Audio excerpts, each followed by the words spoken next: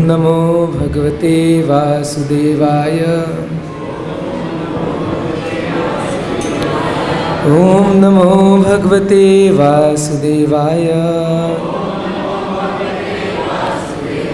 ओम नमो भगवते वासुदेवाय। नारायणं नमस्कृत्यं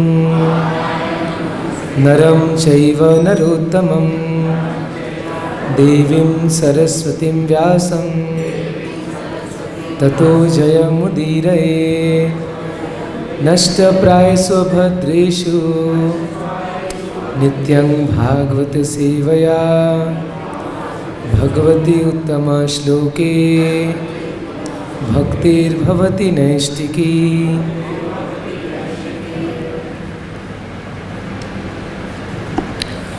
यस्यां वै श्रूयमाणायां कृष्णे परमपुरुषे भक्तिरुत्पादते पुंस शोकमोहभयापः। ॐ अज्ञानतिमिरान्धस्य ज्ञानञ्जनशलाकया चक्षुन्मिलितं येन तस्मै श्रीगुरवे नमः। श्रीचैतन्यमनोभीष्टं स्थापितं येन भूतले स्वयं रूप कदा मह्यं ददाति स्वपदान्तिकं। वन्देऽहं श्रीगुरु श्रीयुतपदकमलं श्रीगुरून् वैष्णवांश।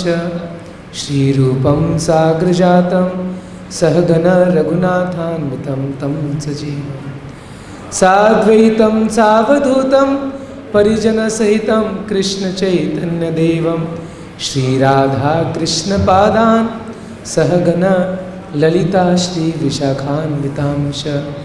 हे कृष्ण करुणा सिंधु दीनबंधो जगत्पते गोपेश गोपिका कांत राधा कांत नमस्तुते। तप्त कांचन गौरांगी राधे वृंदावनेश्वरी वृषभानुसुते देवी प्रणमामि हरिप्रिये। वाञ्छाकल्पतरुभ्यश्च कृपा सिन्धुवेव च पतितानां पावनेभ्यो वैष्णवेभ्यो नमो नमः। नमो विष्णुपादाय कृष्णपृष्ठाय भूतले श्रीमते भक्तिवेदांत स्वामिनिति नामिने। नमस्ते सरस्वती देवे गौरवाणी प्रचारिणे निर्विशेष शून्यवादी पाश्चात्य देशतारिणे। जय श्री कृष्ण चैतन्य प्रभु नित्यानंद श्री अद्वैत गदाधर शिवासादि गौरभक्तवृंद। हरे कृष्णा कृष्णा कृष्णा हरे हरे हरे राम राम राम हरे हरे।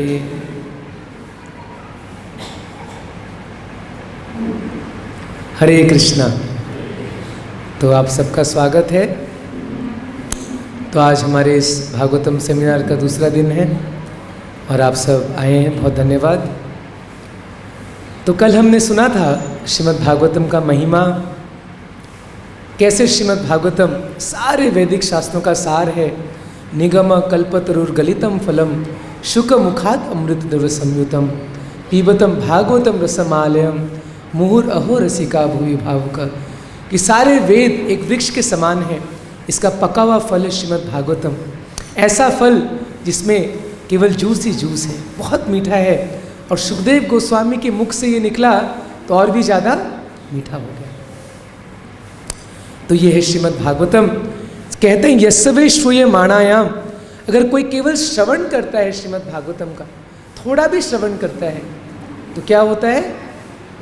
कृष्ण परम पुरुषे भक्तिर उत्पदे पुंसा, कि तुरंत उसके हृदय में क्या होता है? भगवान कृष्ण के चरणों में भक्ति का उदय होता है। और तीन चीज का नाश होता है, शोक, मोह और भय। इस संसार में हर एक व्यक्ति शोक करता रहता है, ऐसा हो गया ऐसा हो गया, मोह में रहता है और भय रहता है उसको। तो ये तीनों चीज को नाश करता है अगर हम केवल भागवतम श्रवण मात्र करें। तो ये भागवतम की महिमा है। और सुखदेव गोस्वामी के मुख से भागवतम निकला व्यासदेव ने इसकी रचना करी। व्यासदेव ने सारे 4 वेद, 108 उपनिषद, 18 पुराण लिखने के बाद भी संतुष्ट नहीं थे।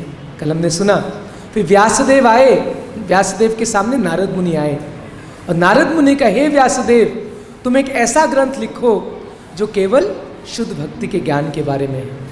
तब व्यासदेव ने श्रीमद् भागवतम की रचना की और उसको सबसे पहली बार शुकदेव गोस्वामी ने अपने परीक्षित महाराज को सुनाया।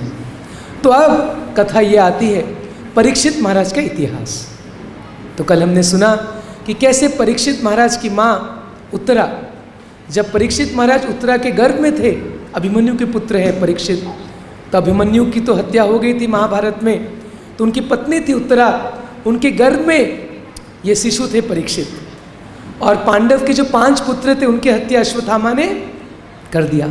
तो एकमात्र पूरे कुरुवंश के एकमात्र बीज बचे थे, वो हैं इस गर्भ में परीक्षित महाराज। उनको भी अश्वत्थामा मारने का प्रयास किया, ब्रह्मास्त्र छोड़ा, और किसने रक्षा करी? स्वयं भगवान कृष्ण।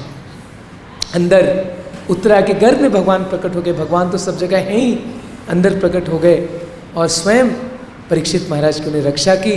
इसलिए उनका नाम है विष्णुराट। और साथ साथ में परीक्षित क्यों? क्योंकि वो हर समय परीक्षा करते थे, कहीं ये वही व्यक्ति तो नहीं है जिनको मैं माँ के गर्भ में देखा था। तो देखिए कितने महान वैष्णव थे, जन्म के पहले जिन्होंने भगवान का दर्शन किया। और यही परीक्षित महाराज मृत्यु के पहले फिर से भगवान का दर्शन करते हैं। किसके रूप में? श्रीमद् भागवतम के रूप में, क्योंकि श्रीमद् भागवतम और कृष्ण में कोई अंतर नहीं है। ये देखिए सामने चित्र है कि भगवान कृष्ण, श्रीमद् भागवतम के अलग अलग स्कंद भगवान कृष्ण के अलग अलग अंग हैं।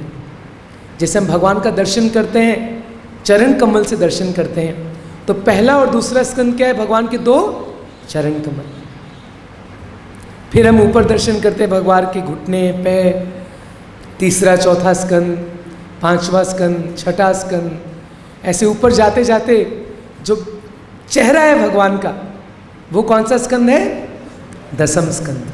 जब सबसे सुंदर भाग, वैसे भगवान का तो हर एक अंग सुंदर है, लेकिन सबसे सुंदर उनका चेहरा है। मधुरम मधुरम वपुरस्य विभोर, मधुरम मधुरम वदनम मधुरम, मधुगंधी मृदुस्मितम एतदहो, मधुरम मधुरम मधुरम मधुरम। बिल्वमंगल ठाकुर कहते हैं भगवान का पूरा अंग मधुर है, लेकिन उसमें सबसे अधिक मधुर क्या है? उनका मुखारविंद, और उसमें भी उनका मुस्कान सबसे मधुर है। तो वैसे ही श्रीमद् भागवतम के हर एक स्कंद बहुत सुंदर है, बहुत महत्वपूर्ण है, लेकिन सबसे सुंदर क्या है? 10वां स्कंद, जिसमें भगवान कृष्ण की लीलाओं का वर्णन है। और फिर 11वां 12वां स्कंद भगवान का मस्तिष्क है। लेकिन हम सीधे 10वां स्कंद नहीं पहुंच सकते, हमें पहले से शुरू करना पड़ेगा, पहला, दूसरा, तीसरा। फिर जब हम समझ जाएंगे भगवान कृष्ण कौन है, तब जाके हम उनकी लीलाओं का श्रवण कर सकते हैं।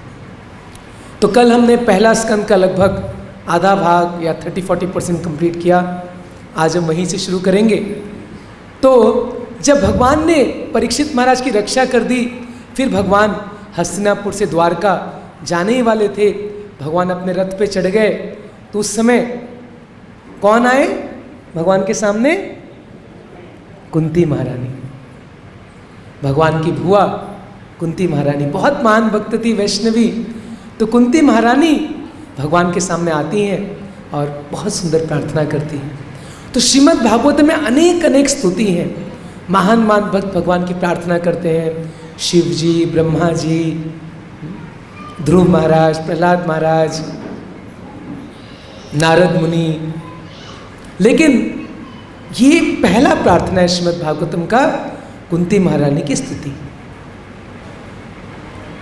बहुत सुंदर है, बहुत ही सुंदर प्रार्थना है कुंती महारानी की प्रार्थना। तो आइए आज हम कुंती महारानी की प्रार्थना श्रवण करते हैं। तो पहला श्लोक जो कुंती महारानी कहती हैं वो क्या है? नमस्ये पुरुषं त्वाद्यम ईश्वर प्रकृते परम अलक्ष्यम सर्वभूतानां अंतर्बहिरवस्थितम। तो पहला श्लोक कुंती मानी शुरू करते हैं, हे कृष्ण आप कौन हैं? आप मेरे भतीजे नहीं हैं, आप तो परम पुरुष हैं, परम सत्य हैं। नमस्ये पुरुषम त्वाद्यम, आप आदि पुरुष हैं, ईश्वर हैं, परम ईश्वर हैं और प्रकृति के परे हैं आप। तो कुंती मानी भली भांति कृष्ण का तत्व समझती थी। जैसे हमने चर्चा किया, श्रीमद् भागवतम का पहला श्लोक क्या है? जन्मादि अस्य यतः अन्वयात् इतरतः चार्थेषु अभिज्ञा स्वराट्, कि परम सत्य जो है कृष्ण, वो कौन है? जन्मादि अस्य यतः, जिनसे पूरी सृष्टि जिनसे आता है।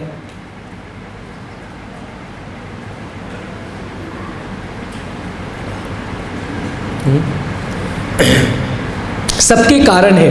ईश्वर परम कृष्ण सच्चिदानंद विग्रह अनादि आदि गोविंद सर्व कारण कारण। जैसा भगवान गीता में बार बार कहते हैं, अहम सर्वस्व प्रभुवो, मुझसे सब कुछ आया है। सब कुछ भगवान पे कैसा टिका है? जैसे एक माला, नीचे जो अंदर जो धागा है उस पर टिकता है, या जैसे कपड़ा है इसमें आप देखेंगे धागे हैं, तो वैसे पूरी सृष्टि के पीछे जो धागा है वो है कृष्ण। हर एक अणु में कृष्ण है, हर एक जीव के अंदर कृष्ण है।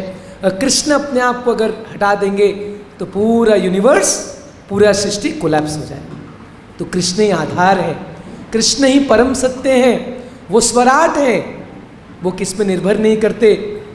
कल एक प्रभु जी ने बड़ा अच्छा प्रश्न पूछा, परम सत्य अर्थ क्या है?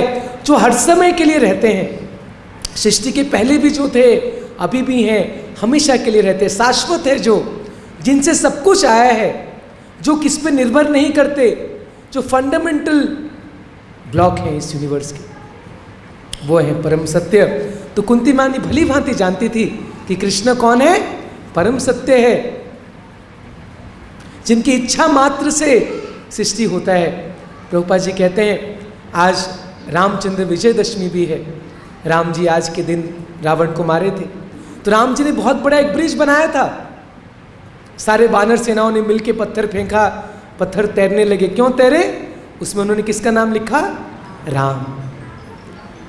तो प्रभुपाद जी कहते हैं ये कौन सी बड़ी बात है, भगवान का नाम लिखने से पत्थर को तैरना?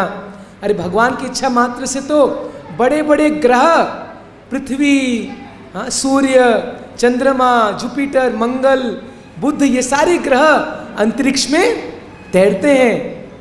तो एक छोटा सा पत्थर तैर जाए, इसमें कौन सी बड़ी बात है? तो ये समझना चाहिए कृष्ण तत्व। देखिए जितने भी स्तुति हैं सबसे पहले शुरू होता है तत्व से। सबसे पहले भक्त प्रार्थना करता है, हे कृष्ण आप परम सत्य हैं, आप परम पुरुष हैं, आप प्रकृति के परे हैं, आप तीन गुणों से परे हैं। तो इस तरह से शुरुआत करते हैं जो कोई भी स्तुति, तो पहले भगवान की वंदना करते हैं कि आप कैसे परम सत्य हैं। तो यहाँ भी कुंती मानी वही कर रही हैं, सबसे पहले भगवान की स्तुति करती हैं।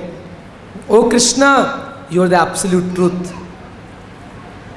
इस संसार में जो भी बड़े बड़े देवता क्यों न हो, वो भी इस प्रकृति के नियम के वशीभूत हैं, लेकिन कृष्ण प्रकृति के नियम के परे हैं। और अलक्ष्यम सर्वभूतानाम, हर कोई इनको देख नहीं सकता। हालांकि भगवान अंतर्बहिरवस्थितम, भगवान अंदर भी हैं बाहर भी हैं। क्योंकि कुंती माँ ने अभी भी देखा, क्या देखा उन्होंने? कृष्ण बाहर भी थे और अंदर भी थे। किसके अंदर थे? उत्तरा के गर्भ में। उन्होंने उत्तरा के गर्भ की रक्षा करी। बोले हे कृष्ण आप तो अंदर भी हैं और बाहर भी हैं, लेकिन फिर भी अलक्ष्यम सर्वभूतानाम, सारे लोग आपका दर्शन नहीं कर पाते। क्यों नहीं कर पाते? कहते माया जवनिका छानम अज्ञा अधोक्षजम अव्ययम न लक्ष्य से मूढ़ दृशा नटो नाट्यो धरा यथा। आप कई बार ड्रामा देखते हैं, कई बार ड्रामा होता है ड्रामा में पता नहीं चलता, कई बार जब ड्रेस पहन के आते हैं आप पहचान नहीं पाते व्यक्ति कौन है। उसी प्रकार जब भगवान लीला करने आते हैं तो कई बार मूर्ख लोग समझ नहीं पाते ये परम सत्य है जो एक मनुष्य के रूप में यहाँ हमारे साथ घूम रहे हैं। अलक्ष्यम सर्वो, सबको दर्शन नहीं देते। जब भगवान यहाँ पिता दुर्योधन भी दर्शन कर रहा था, लेकिन क्या वो समझ पाया भगवान कृष्ण है? नहीं, सोचे साधारण मनुष्य। आज भी ऐसे कई मूर्ख लोग हैं जो सोचते भगवान कृष्ण एक साधारण मनुष्य थे, क्योंकि माया का पर्दा उनके आंख के सामने है, भगवान का दर्शन नहीं कर सकते। भगवान का दर्शन कौन कर सकता है? प्रेमांजन छुरित भक्ति विलोचनेन संत सदैव हृदयेश विलोकयन्ति यम श्याम सुंदरम अचिंत्य गुण स्वरूपम गोविंदमादि पुरुषम तम हम भजामि।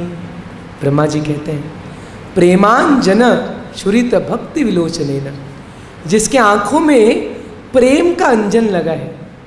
जैसे काजल लगाते हैं, आंख खराब होता है तो ऑइंटमेंट डालते हैं, ड्रॉप डालते हैं। तो हमारे आँखों को अगर भगवान को देखना है, वैसे तो भगवान अधोक्षज है, हमारे आँख हमारी इंद्रियों के परे हैं, भगवान दिव्य हैं, इन इंद्रियों से हम भगवान का दर्शन नहीं कर सकते। लेकिन एक कंडीशन में कर सकते हैं, क्या? अगर हमारे आँख में प्रेम का अंजन लगा हो, तब भगवान का हम दर्शन कर सकते हैं। कुंती मान यही कहती हैं कि आप सबको दर्शन नहीं देते, केवल शुद्ध भक्ति आपका दर्शन कर सकते हैं। और कहती हैं कि जो परमहंस हैं, बड़े बड़े मुनि हैं, अमल आत्मा है, वो आपका दर्शन कर सकते हैं। मैं तो एक स्त्री हूँ, मैं भला आपको कैसे देख सकती हूँ? तो ये कुंती महारानी का विनम्रत है। कोई भी प्रार्थना होता है उसमें आप देखेंगे भक्त हमेशा अपने आप को बड़ा विनम्र सोचता है। ये आर्टिफिशियली नहीं, स्वाभाविक रूप से एक भक्त के अंदर विनम्रता होता है, वो हमेशा अपने आप को छोटा मानता है। तो कुंती महारानी कहते थे मैं तो साधारण स्त्री हूँ। कुंती महारानी कोई साधारण स्त्री नहीं थी, महाराज पांडु की पत्नी थी। पूरे विश्व की जो सम्राट थे पांडु उस समय, उनकी पत्नी थी। और जब पांडु की मृत्यु हो गया तो उसके बाद उनके जो पुत्र थे, उनके 3 पुत्र, माद्री के 2 पुत्र, 5 पुत्र, तो 5 पुत्र का वो ध्यान रखते थे। बड़ा कष्ट सहन किया उन्होंने। तो बहुत महान वैष्णवी थी, महान रानी थी कुंती महारानी, लेकिन कहती हैं मैं तो एक स्त्री हूँ, मैं भला आपको क्या समझ सकती। लेकिन प्रभुपाद जी समझाते हैं वास्तव में आप देखेंगे कि कोई भी धार्मिक अनुष्ठान में स्त्री लोग ज़्यादा आते हैं, माता जी लोग। क्यों? क्योंकि वो सरल भाव के होते हैं, तो उनको भगवान में बहुत श्रद्धा आ जाती है। एक कहानी याद आया, एक बार ये सरलता, श्रद्धा कैसे महत्वपूर्ण है। तो गौर गोविंद महाराज एक इस्कॉन के सन्यासी वो कहानी कहते हैं कि एक बार एक सास और बहू दोनों भागवतम कथा में गए। सास बहू के कई लीला होते हैं, आप जानते हैं। तो सास बहू गए कहाँ पे? एक भागवत कथा में गए, और वहाँ पे भागवत कथाकार भागवत बोल रहे थे और उड़िया में प्रवचन कर रहे थे। उन्हें कहा कि हरि का नाम लो, आनंदे बोलो हरि हरि, हरि करे बे भव परी। कि आनंद से हरि हरि का नाम लो, और हरि का नाम लेने से भवसागर को पार कर जाओगे। प्रवचन खत्म हुआ, दोनों वापस अपने घर की तरफ जाने लगे। कई बार ना आप देखेंगे नदी होता है, उसमें पानी कम रहता है, आप पैदल क्रॉस कर सकते हैं। तो आने के टाइम तो सास और बहू ने पैदल क्रॉस कर दिया, लेकिन लौटने के समय अचानक से पानी का स्तर बढ़ गया। तब देखा रे पानी तो सर के ऊंचा हो गया, अब पार कैसे करें? तो दोनों को बड़ा चिंता हो गया। तो बहू ने बोला, अरे सासू माँ, अभी अभी तुमने प्रवचन सुना कि हरि हरि का नाम लेने से हम भवसागर पार हो सकते हैं, ये तो छोटा सा नदी है, चलिए हरि हरि बोलते पार हो जाएंगे। सास ने क्या बोला, अरे मैं तब से भागवत सुन रही हूँ, एक कान में सुनना होता है, दूसरे से निकालना होता है, साथ में थोड़ी लेना होता है। वो तो ऐसी बातें हैं, ऐसे सच में थोड़ी होता है। अरे हरि हरि बोलोगी और मर जाओगी, मत जाओ मत जाओ। लेकिन देखिए सास के अंदर श्रद्धा नहीं थी, लेकिन जो बहू थी बोली नहीं नहीं, भागवत में उन्होंने बोला है तो सच होगा, मैं तो जा रही हूँ, उसने हरी हरी बोला और नदी को पार करके दूसरी तरफ पहुंच गई और सास वहीं की वहीं खड़ी रही। तो ये है सरल श्रद्धा भगवान पे। प्रभुपाद जी कहते हैं ये सबसे महत्वपूर्ण, क्योंकि बहुत ज़्यादा ज्ञान हो, शास्त्र पढ़ा हो, संस्कृत पढ़ा हो, गीता के 700 श्लोक कंठस्थ हो, लेकिन भगवान कृष्ण पे श्रद्धा नहीं है उसको कि कृष्ण का नाम लेने से हम संसार को पार कर सकते हैं, तो उसका सब कुछ बेकार है।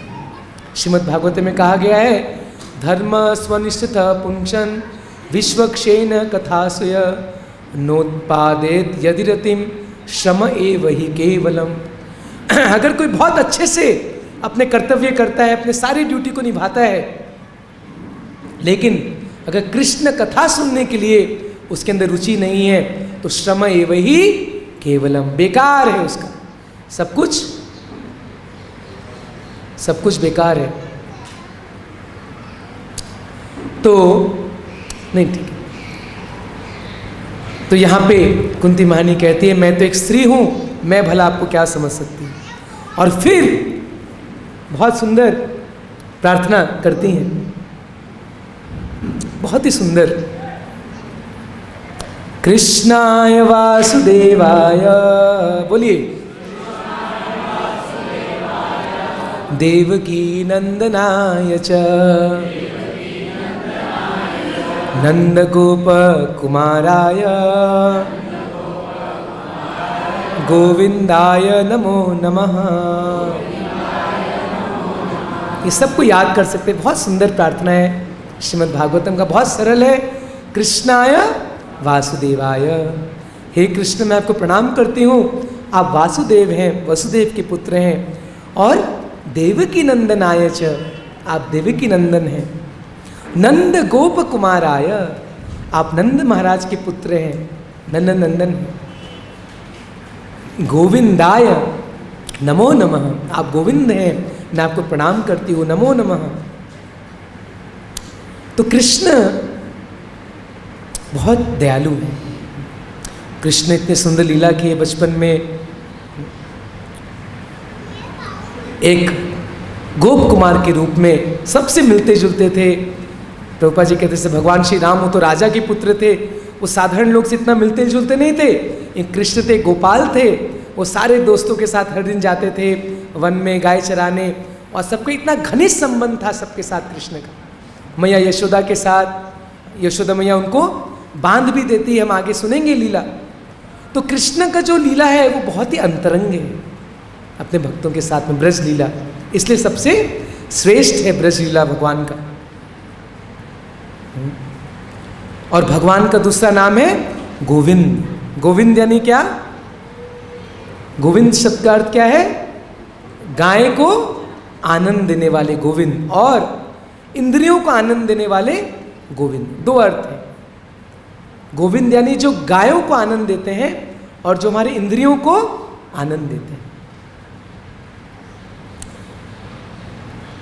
तो अगर हम कोई भी समाज में जहाँ गो रक्षा नहीं होता तो भगवान कृष्ण कभी प्रसन्न नहीं होते, क्योंकि गोविंद है। तो अगर हम गौ माता की अच्छे सेवा करते तो भगवान बहुत प्रसन्न होते हैं। गो ब्राह्मण हिताय च जगद हिताय कृष्णाय गोविंदाय नमो नमः। तो भगवान कृष्ण गायों को और ब्राह्मण को बहुत ज़्यादा प्रेम करते हैं। नमो ब्रह्मण देवाय गो ब्राह्मण हिताय च जगद हिताय कृष्णाय गोविंदाय नमो नमः। तीसरे बहुत सुंदर ये प्रार्थना करते हैं कुंती महारानी, सब याद रखिए। कृष्णाय वासुदेवाय देवकी नंदनाय च नंद गोप कुमाराय गोविंदाय नमो नमः। फिर भगवान के सौंदर्य का वर्णन करती हैं कि कैसे कृष्ण कितने सुंदर हैं। ये तो उन्होंने बताया कृष्ण कितने मधुर हैं, अपने भक्तों के साथ कैसे सुंदर लीला करते हैं। गोविंद है, नंद नंदन है, देवकी नंदन है। अब कहते भगवान कितने सुंदर हैं, नमो पंकज नाभाय। तो बड़ा सुंदर, इसमें भगवान के सौंदर्य का वर्णन करते हैं कुंती महारानी। बहुत सुंदर श्लोक है। नमो पंकजनाभाय नमः पंकजमालिने नमः पंकजनेत्राय नमस्ते पंकजांग्रहे। तो पंकज यानी क्या? कमल। जो पंक से जिसका जन्म हुआ वो है पंकज। तो आप देखेंगे श्रीमद् भागवतम में बार बार इस कमल का उदाहरण आता है। कमल भगवान के सुंदर दिव्य अंगों को, वैसे तो इस संसार में हम किसी के साथ तुलना नहीं कर सकते भगवान के सुंदर शरीर को, लेकिन फिर भी कमल बड़ा सुंदर एक फूल है, बड़ा कोमल है, दिखने में सुंदर है। तो इसलिए भगवान के दिव्य अंगों को किसके साथ तुलना की जाती है? कमल के समान। पंकज, कमल। अरविंद कई नाम है कमल फूल के। तो यहां पे कहते हैं नमो पंकज नाभाय, हे कृष्ण आपके नाभि कैसे हैं? पंकज के समान है। और किस लिए कहा गया पंकज नाभाय? कि भगवान के नाभि से क्या निकलता है? कमल का फूल, जिसमें किसका जन्म होता है? ब्रह्मा जी का जन्म होता है। नमः पंकज मालिने, भगवान किसकी माला पहनते हैं? पंकज की माला, कमल फूल की माला। नमः पंकज नेत्राय, भगवान के नेत्र कैसे हैं? कमल के पंखुड़ों के समान बड़े बड़े नेत्र हैं भगवान के, लाल, थोड़ी सी हल्की सी लालिमा है। नमः पंकज नेत्राय, इसलिए भगवान का अरविंदाक्ष, कई लोगों का नाम अरविंदाक्ष, यानी अरविंद के समान जिसके आंख हैं, कमल नयन कहते हैं ना। तो पंकज नेत्र। और नमस्ते पंकजांग्रहे, जिनके चरण किसके समान है? कमल के समान है।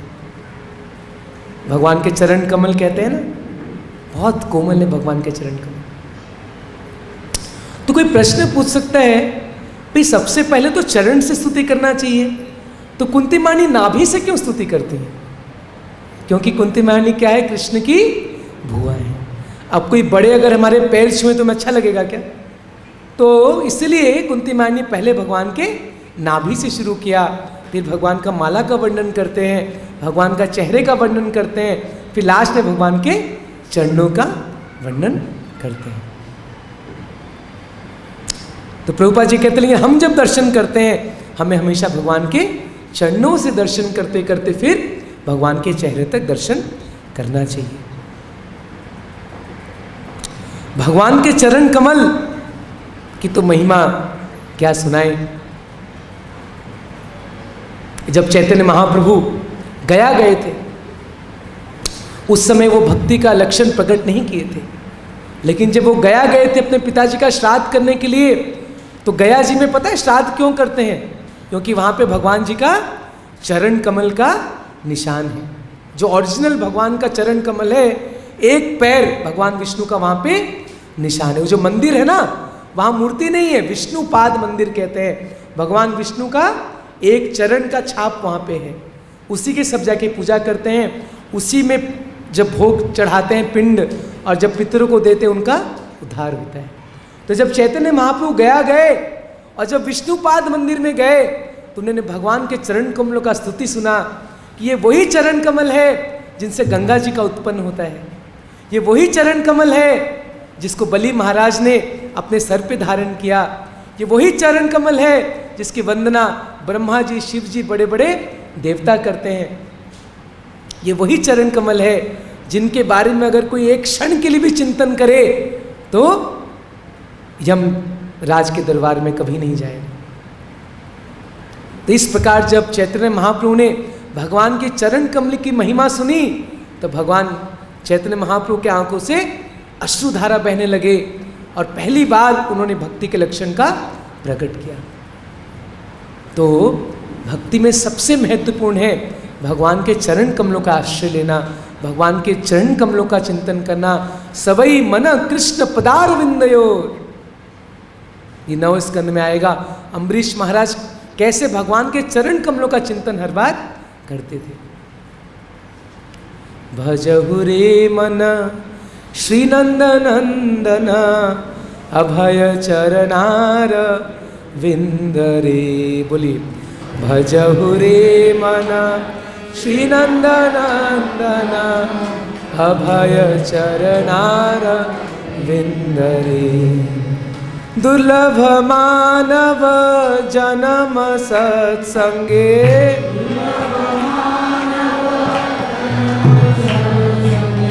धरए भव सिंधुरे।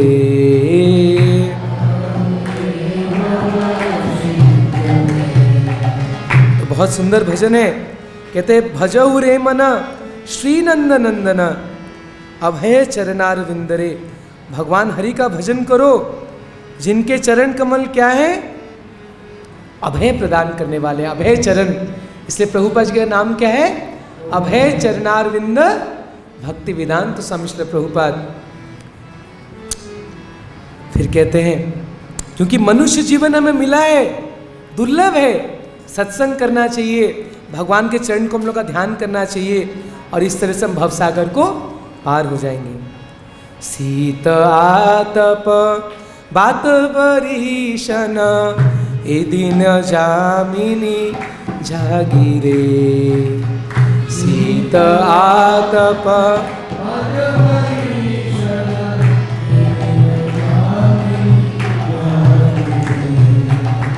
विफल से बिनु कृपण दुर्जन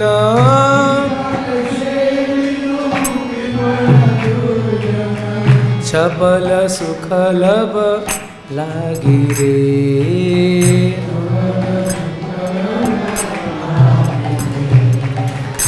कहते हैं कि बहुत इस संसार में हम कितना कष्ट अनुभव कर रहे हैं, कभी बहुत सर्दी, कभी बहुत गर्मी, और हम थोड़ी सी सुख के लिए संसार में पड़े हैं और परिवार की सेवा में लगे हैं। हे धन यौवन पुत्र परिजन इथे की आछे पर तीरे।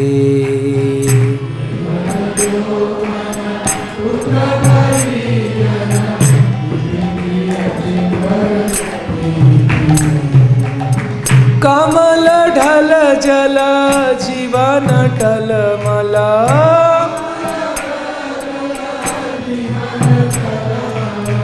भजहु हरिपद नीति रे।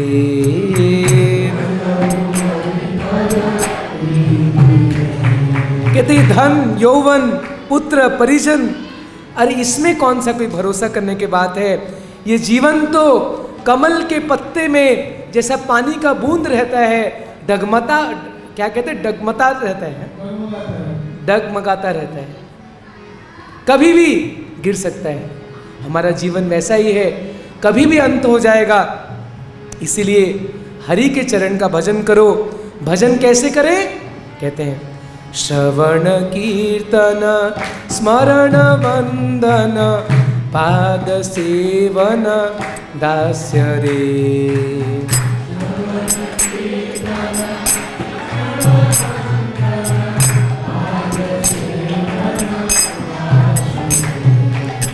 पूजन सखी जन आत्मनिवेदन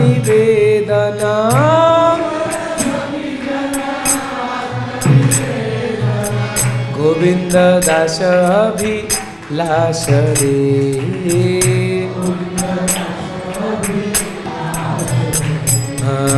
भजहु रे मन श्री नंदनंदन अभय चरणार विंद रे।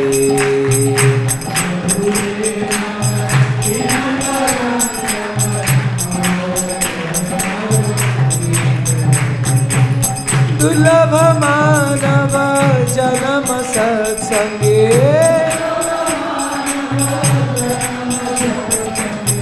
रहे भव सिंधुरे।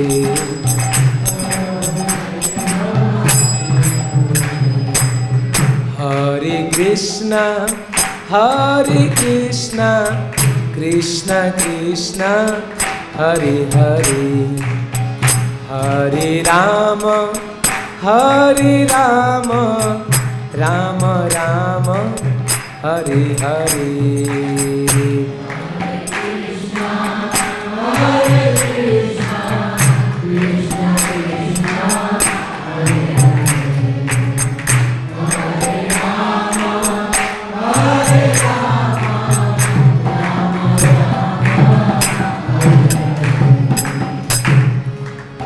मानी बड़ा सुंदर स्तुति करती हैं भगवान के सुंदर रूप का।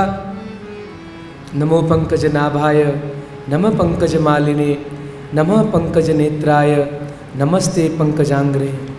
फिर आगे क्या कहती हैं, हे कृष्ण आप कैसे अपने भक्तों की रक्षा करते हैं। यथा ऋषिकेश खलेन देवकी कंसेन रुद्धा तिचरम सुचार्पिता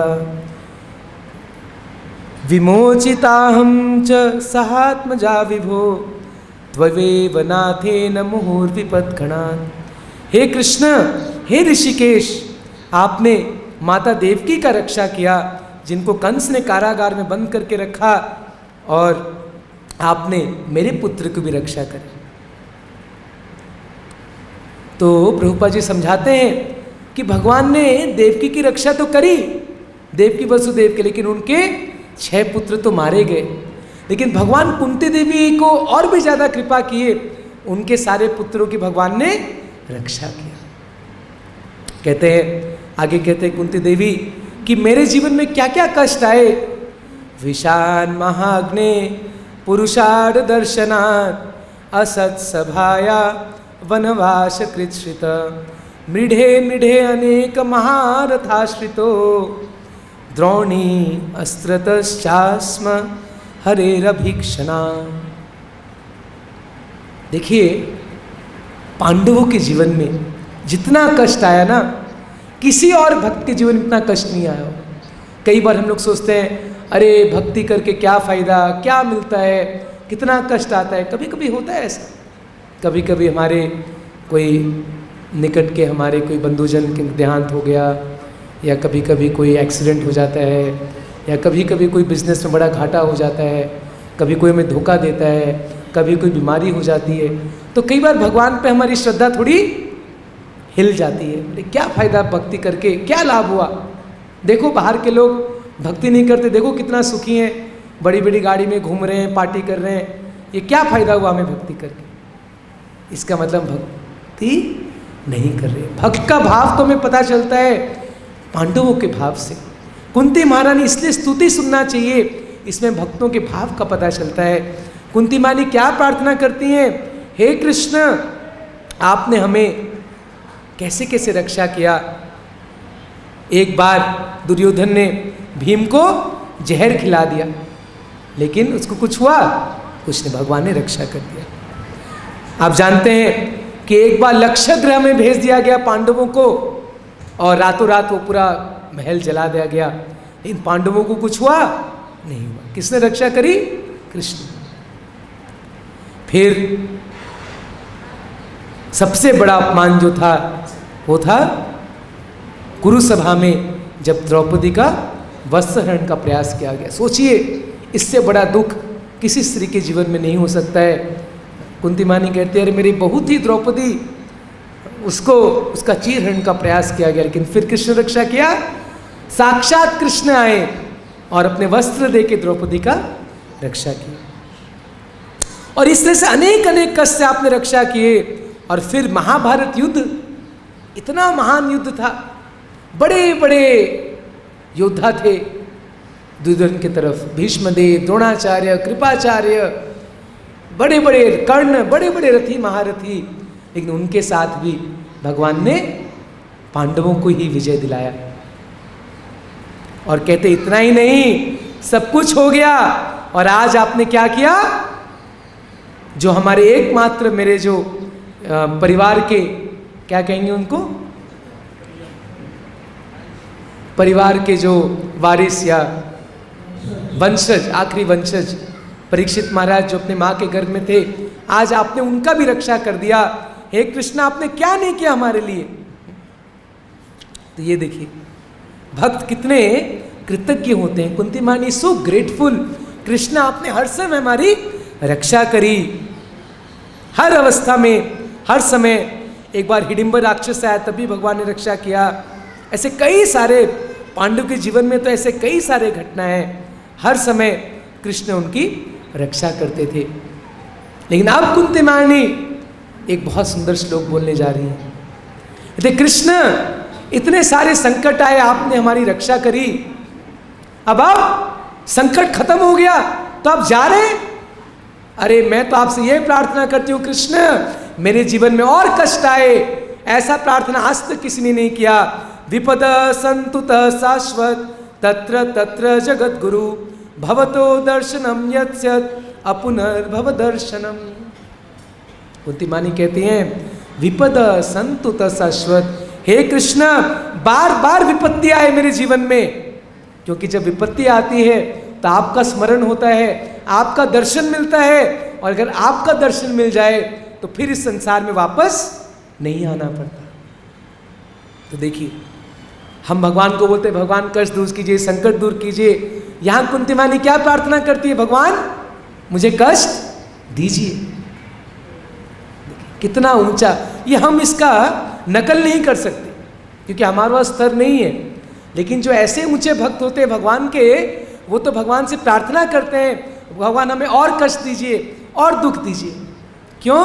क्योंकि जब कष्ट आएगा, दुख आएगा तो हम आपका स्मरण करेंगे, और आपका स्मरण करेंगे तो फिर इस संसार में दोबारा नहीं आना पड़ेगा।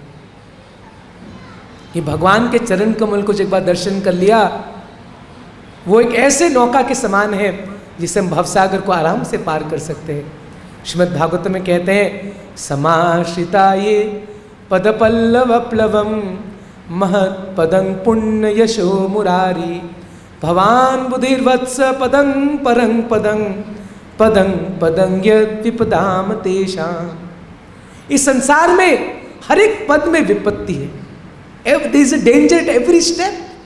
हम घर के बाहर निकल रहे हैं, कभी एक्सीडेंट हो सकता है। अभी तो कोविड था, सबको को चिंता था, अरे कब ये वायरस हमें लग नहीं जाए, हर क्षण सब कोई भय में थे। ये संसार है ही ऐसा, कभी कोविड आएगा, अभी डेंगू चल रहा है, कभी कुछ आएगा, कभी कुछ आएगा, क्योंकि पदम पदम यहाँ पे विपद है, ये भागवतम कहते हैं। लेकिन जो भक्त होते हैं कुंती महारानी के समान, उनको फर्क नहीं पड़ता, चाहे जीवन में सुख आए चाहे जीवन में दुख आए। सुखे दुखे भूले रे ना को वदने हरि नाम बोलो रे, गाए गोरा मधुर स्वरे, गाए गोरा मधुर स्वरे। हरे कृष्णा कृष्ण कृष्ण हरे हरे, हरे राम राम राम हरे हरे। जीवन में चाहे सुख आए चाहे दुख आए, भक्त हर से भगवान का नाम लेता है। सुख में भी भगवान का नाम लेता है आनंद पूर्वक, और दुख में भी भगवान का नाम लेता है। बल्कि कई बार जब कष्ट आता है ना, तो भगवान का हम शरण और ज़्यादा मजबूती से ग्रहण करते हैं, बिकॉज वी आर हेल्पलेस। हम विवश रहते हैं, उस समय पता है अब कुछ काम नहीं आने वाला, अब तो भगवान का नाम ही काम आएगा। तो उस समय में हम हृदय से भगवान का नाम पुकारते हैं। इसलिए कई बार विपत्ति जीवन के लिए अच्छा है। लेकिन वास्तव में देखें तो आत्मा के लिए कोई विपत्ति है ही नहीं। आत्मा के लिए सबसे बड़ा विपत्ति क्या है? कृष्ण को भूलना। देखिए, याद रखिए ये बात कि जीवन में सबसे बड़ा विपत्ति है, the greatest danger in our life is to forget Krishna.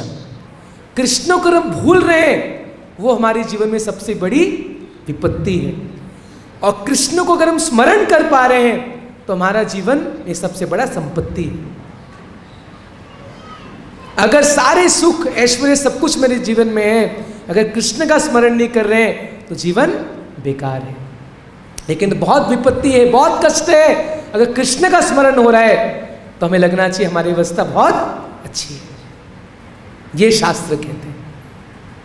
Kunti मानी इसलिए प्रार्थना करती हैं, कृष्ण मेरे जीवन में विपत्ति दीजिए ताकि हम आपका दर्शन तो कर पाएंगे।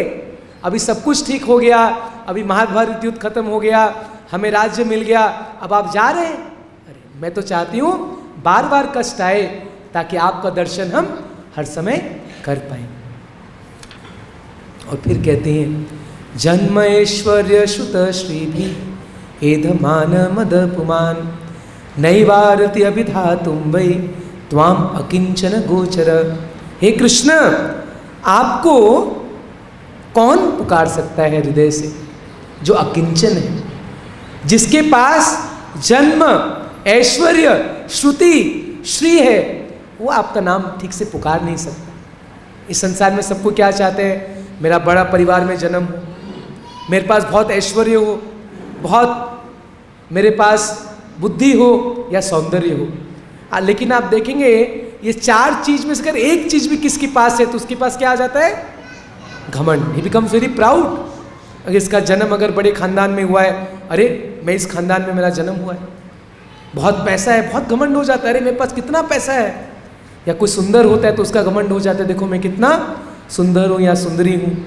और बुद्धि, जो बड़े बड़े स्कॉलर होते हैं उनको ही बड़ा घमंड आ जाता है। तो ऐसे लोग कुंती मानी कहते हैं वो आपका नाम हृदय से पुकार नहीं सकते। त्वाम अकिंचन गोचर, लेकिन जो अकिंचन है ना वो आपका नाम अच्छे से पुकार सकते हैं। अकिंचन यानी जिसका संसार में कुछ नहीं, केवल कृष्ण। नमो अकिंचन वित्ताय निवृत्त गुणवृत्तये आत्म रामाय शांताय कैवल्य पते नमः। हे कृष्ण, आपको तो वही स्मरण कर सकता है, आप तो उन्हीं के संपत्ति हैं जो कि अकिंचन है। तो प्रभुपाद जी कहते हैं कि जो महान भक्त होते हैं वो बाहर से दिखते अकिंचन है, उनके पास कुछ पैसा नहीं, लेकिन उनका सबसे बड़ा धन क्या रहता है? कृष्ण के चरण कमल। इससे अधिक संपत्ति क्या हो सकता है?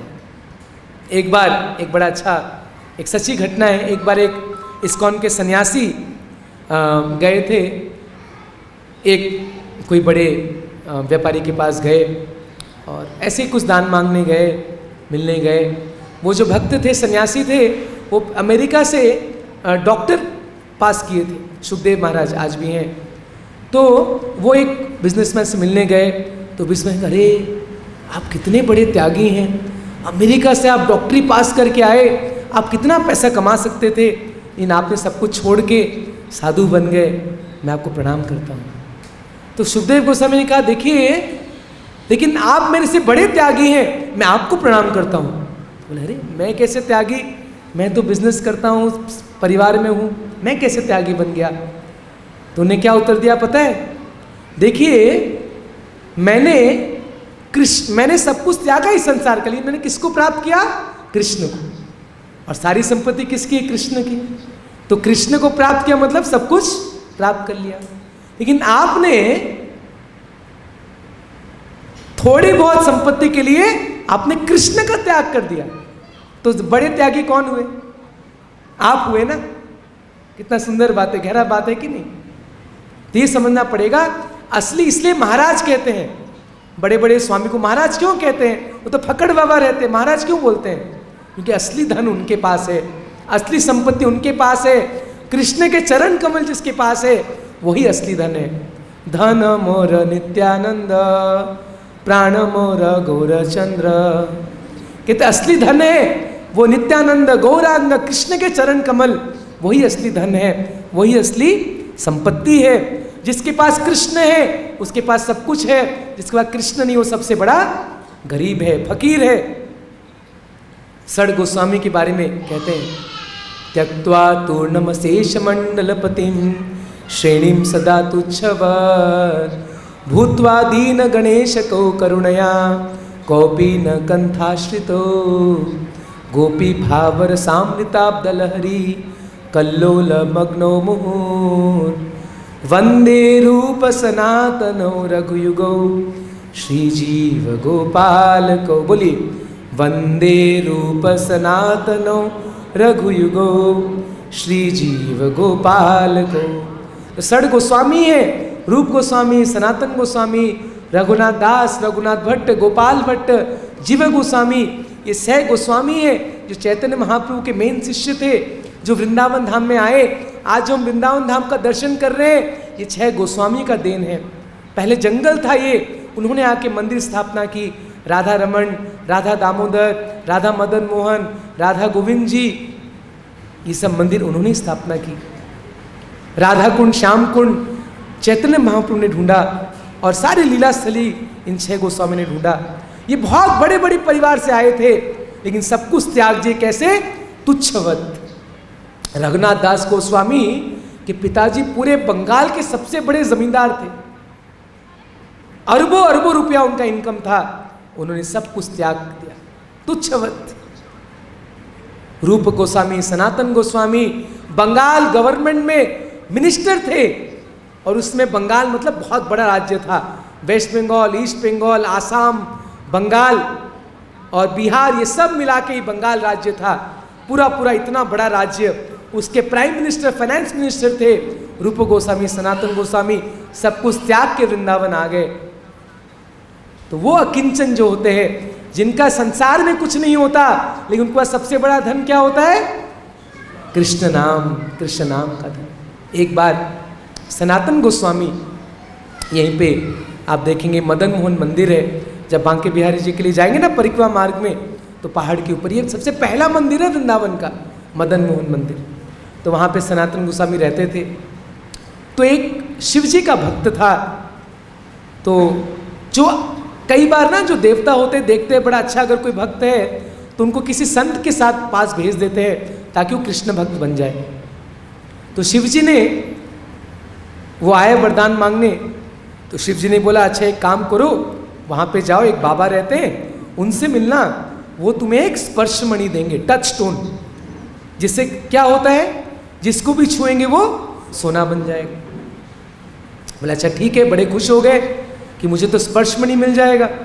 तो सनातन गोस्वामी के पास आए, उनको प्रणाम किए, बोले कि मुझे शिव जी ने आपके पास भेजा है और आपके पास कोई स्पर्श मणि है ना, तो वो मुझे दे दीजिए। बोला अच्छा स्पर्श मणि, अच्छा अच्छा, ओ देखो कोने में ना एक डस्टबिन पड़ा है, ओ उसके अंदर देखना पड़ा होगा, ढूंढ लेना।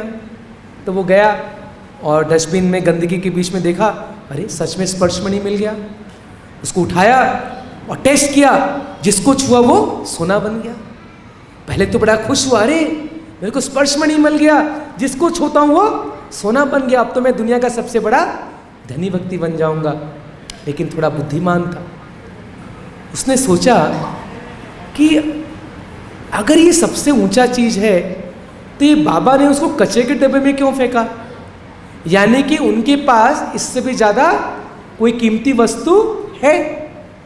तो बुद्धिमान थे, फिर से बाबा के बाबा आपने स्पर्श मणि को कचरे में फेंका, यानी आपके पास इससे कोई ज्यादा मूल्यवान चीज है? बोले हाँ है। बोले मुझे क्या आप वो दे सकते हैं? हाँ दूंगा, लेकिन पहले इसको आप यमुना जी में फेंक के आ जाओ।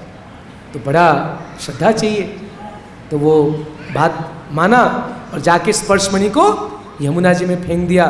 फिर वापस आया, तब सनातन उसमें कहा देखो अब मैं तुम्हें असली चिंतामणि देने वाला हूँ। वो क्या है?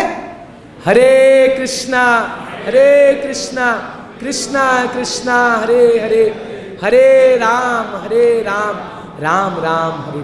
यही असली धन है। नाम चिंतामणि कृष्ण चैतन्य रस विग्रह पूर्ण शुद्धो नित्य मुक्त अभिनत्वम नाम नामिनो। एक बार चैतन्य महाप्रभु ने कहा मैं उन्हीं भक्तों के घर में प्रसाद लूंगा जो लखपति है। तो सारे भक्त डर गए, भाई लखपति? उस समय 500 साल पे लखपति मतलब आज के अरबपति। तो बोले हम तो गरीब भक्त हैं, हम कहाँ से लखपति बनेंगे? तो महाप्रभु से पूछे महाप्रभु ये आपने कैसा आज्ञा दे दिया, हम लखपति तो है नहीं। तो महाप्रभु अरे लखपति मतलब जो 1 लाख नाम जप करता है वो लखपति है। तो असली धन हमारा यही है, हम जितना नाम जप करते हैं वही धन है।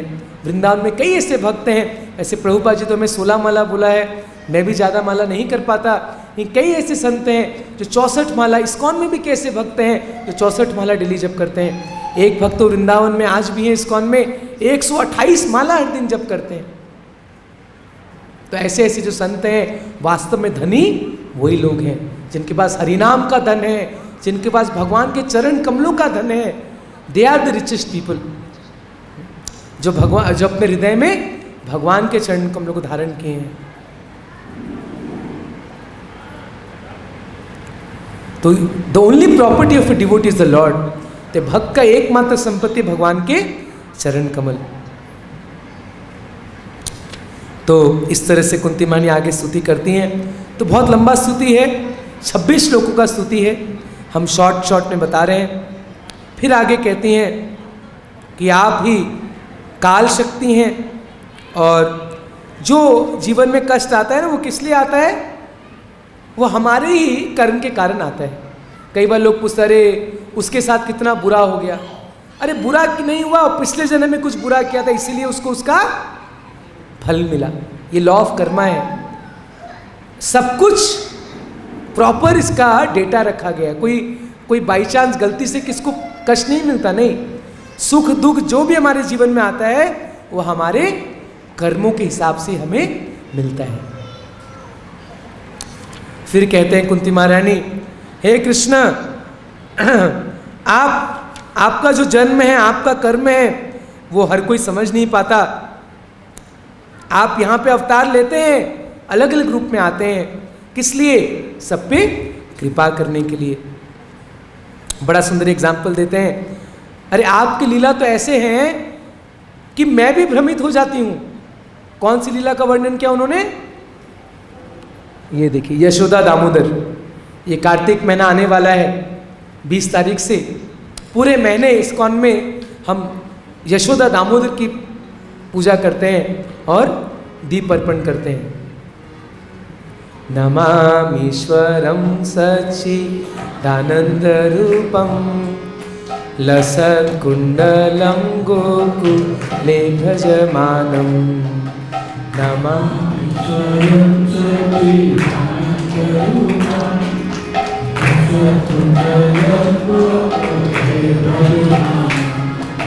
यशोदाभियोलुखलधवमानं परामृष्टमत्यन्ततोधृत्य गोप्य।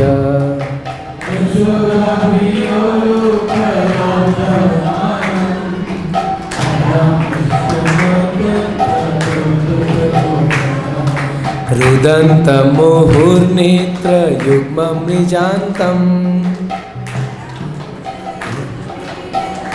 निजान्तं कराम्भुजयुग्मेन सातङ्कनेत्रं।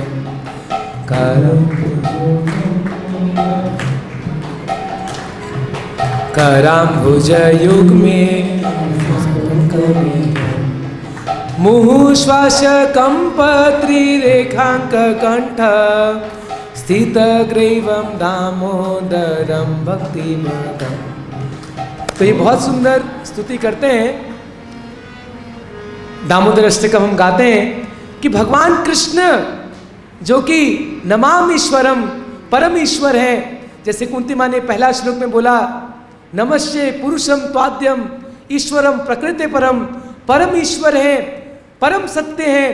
लेकिन आज वही परम सत्य परम ईश्वर, आज यशोदा मैया उनको छड़ी लेके उनके पीछे भाग रही है और कृष्ण रो रहे हैं, दौड़ रहे हैं, और फिर मैया यशोदा उनको पकड़ लेती है। कृष्ण काजल अपने आंख को ऐसे मसलते हैं रोते रोते, और उनका चेहरा पूरा काजल से भर जाता है। रोते हैं कृष्ण, सांस जैसे बच्चे रोते हैं ना, सांस ऊपर नीचे, भगवान कृष्ण रो रहे हैं, यशोदा मैया से डर रहे हैं। अरे वही कृष्ण जिनके डर से हवा बहता है, वही कृष्ण जिनके डर से सूर्य उदय होता है, जिनसे काल भी डरता है, वही कृष्ण आज अपने मैया से डर रहे हैं। ये कैसी अद्भुत लीला है। कृष्ण अनंत है, लेकिन उनकी मैया उनको रस्सी से बांध रही है। तो यह आपके जो लीला है, बड़े कैसी विडंबना, सो पजलिंग, बहुत ही क्या है आपकी लीला, समझना बड़ा मुश्किल है। तो इस तरह से भगवान यशोदा मैया कहती हैं, कृष्ण आपका लीला, और वास्तव में भगवान जो वृंदावन में लीला करते हैं, हर कोई समझ नहीं पाता भगवान की इन लीलाओं को। तो प्रभुपाद जी समझा, यशोदा मैया का स्थान बहुत ऊंचा था। हालांकि कृष्ण के कई सारे भक्त हैं जो वात्सल्य भाव में कृष्ण को प्रेम करते हैं। देवकी मैया है, भगवान राम जी के माँ कौशल्या, कुंती महारानी, ये सब वात्सल्य प्रेम में भगवान के भक्त हैं। इन सब में से सबसे ऊंचा स्थान किसका है? यशोदा मैया, जिन्होंने कृष्ण को बांध दिया। यशोदा मैया कभी ये नहीं सोचती थी कृष्ण भगवान है ना, कृष्ण मेरा पुत्र है।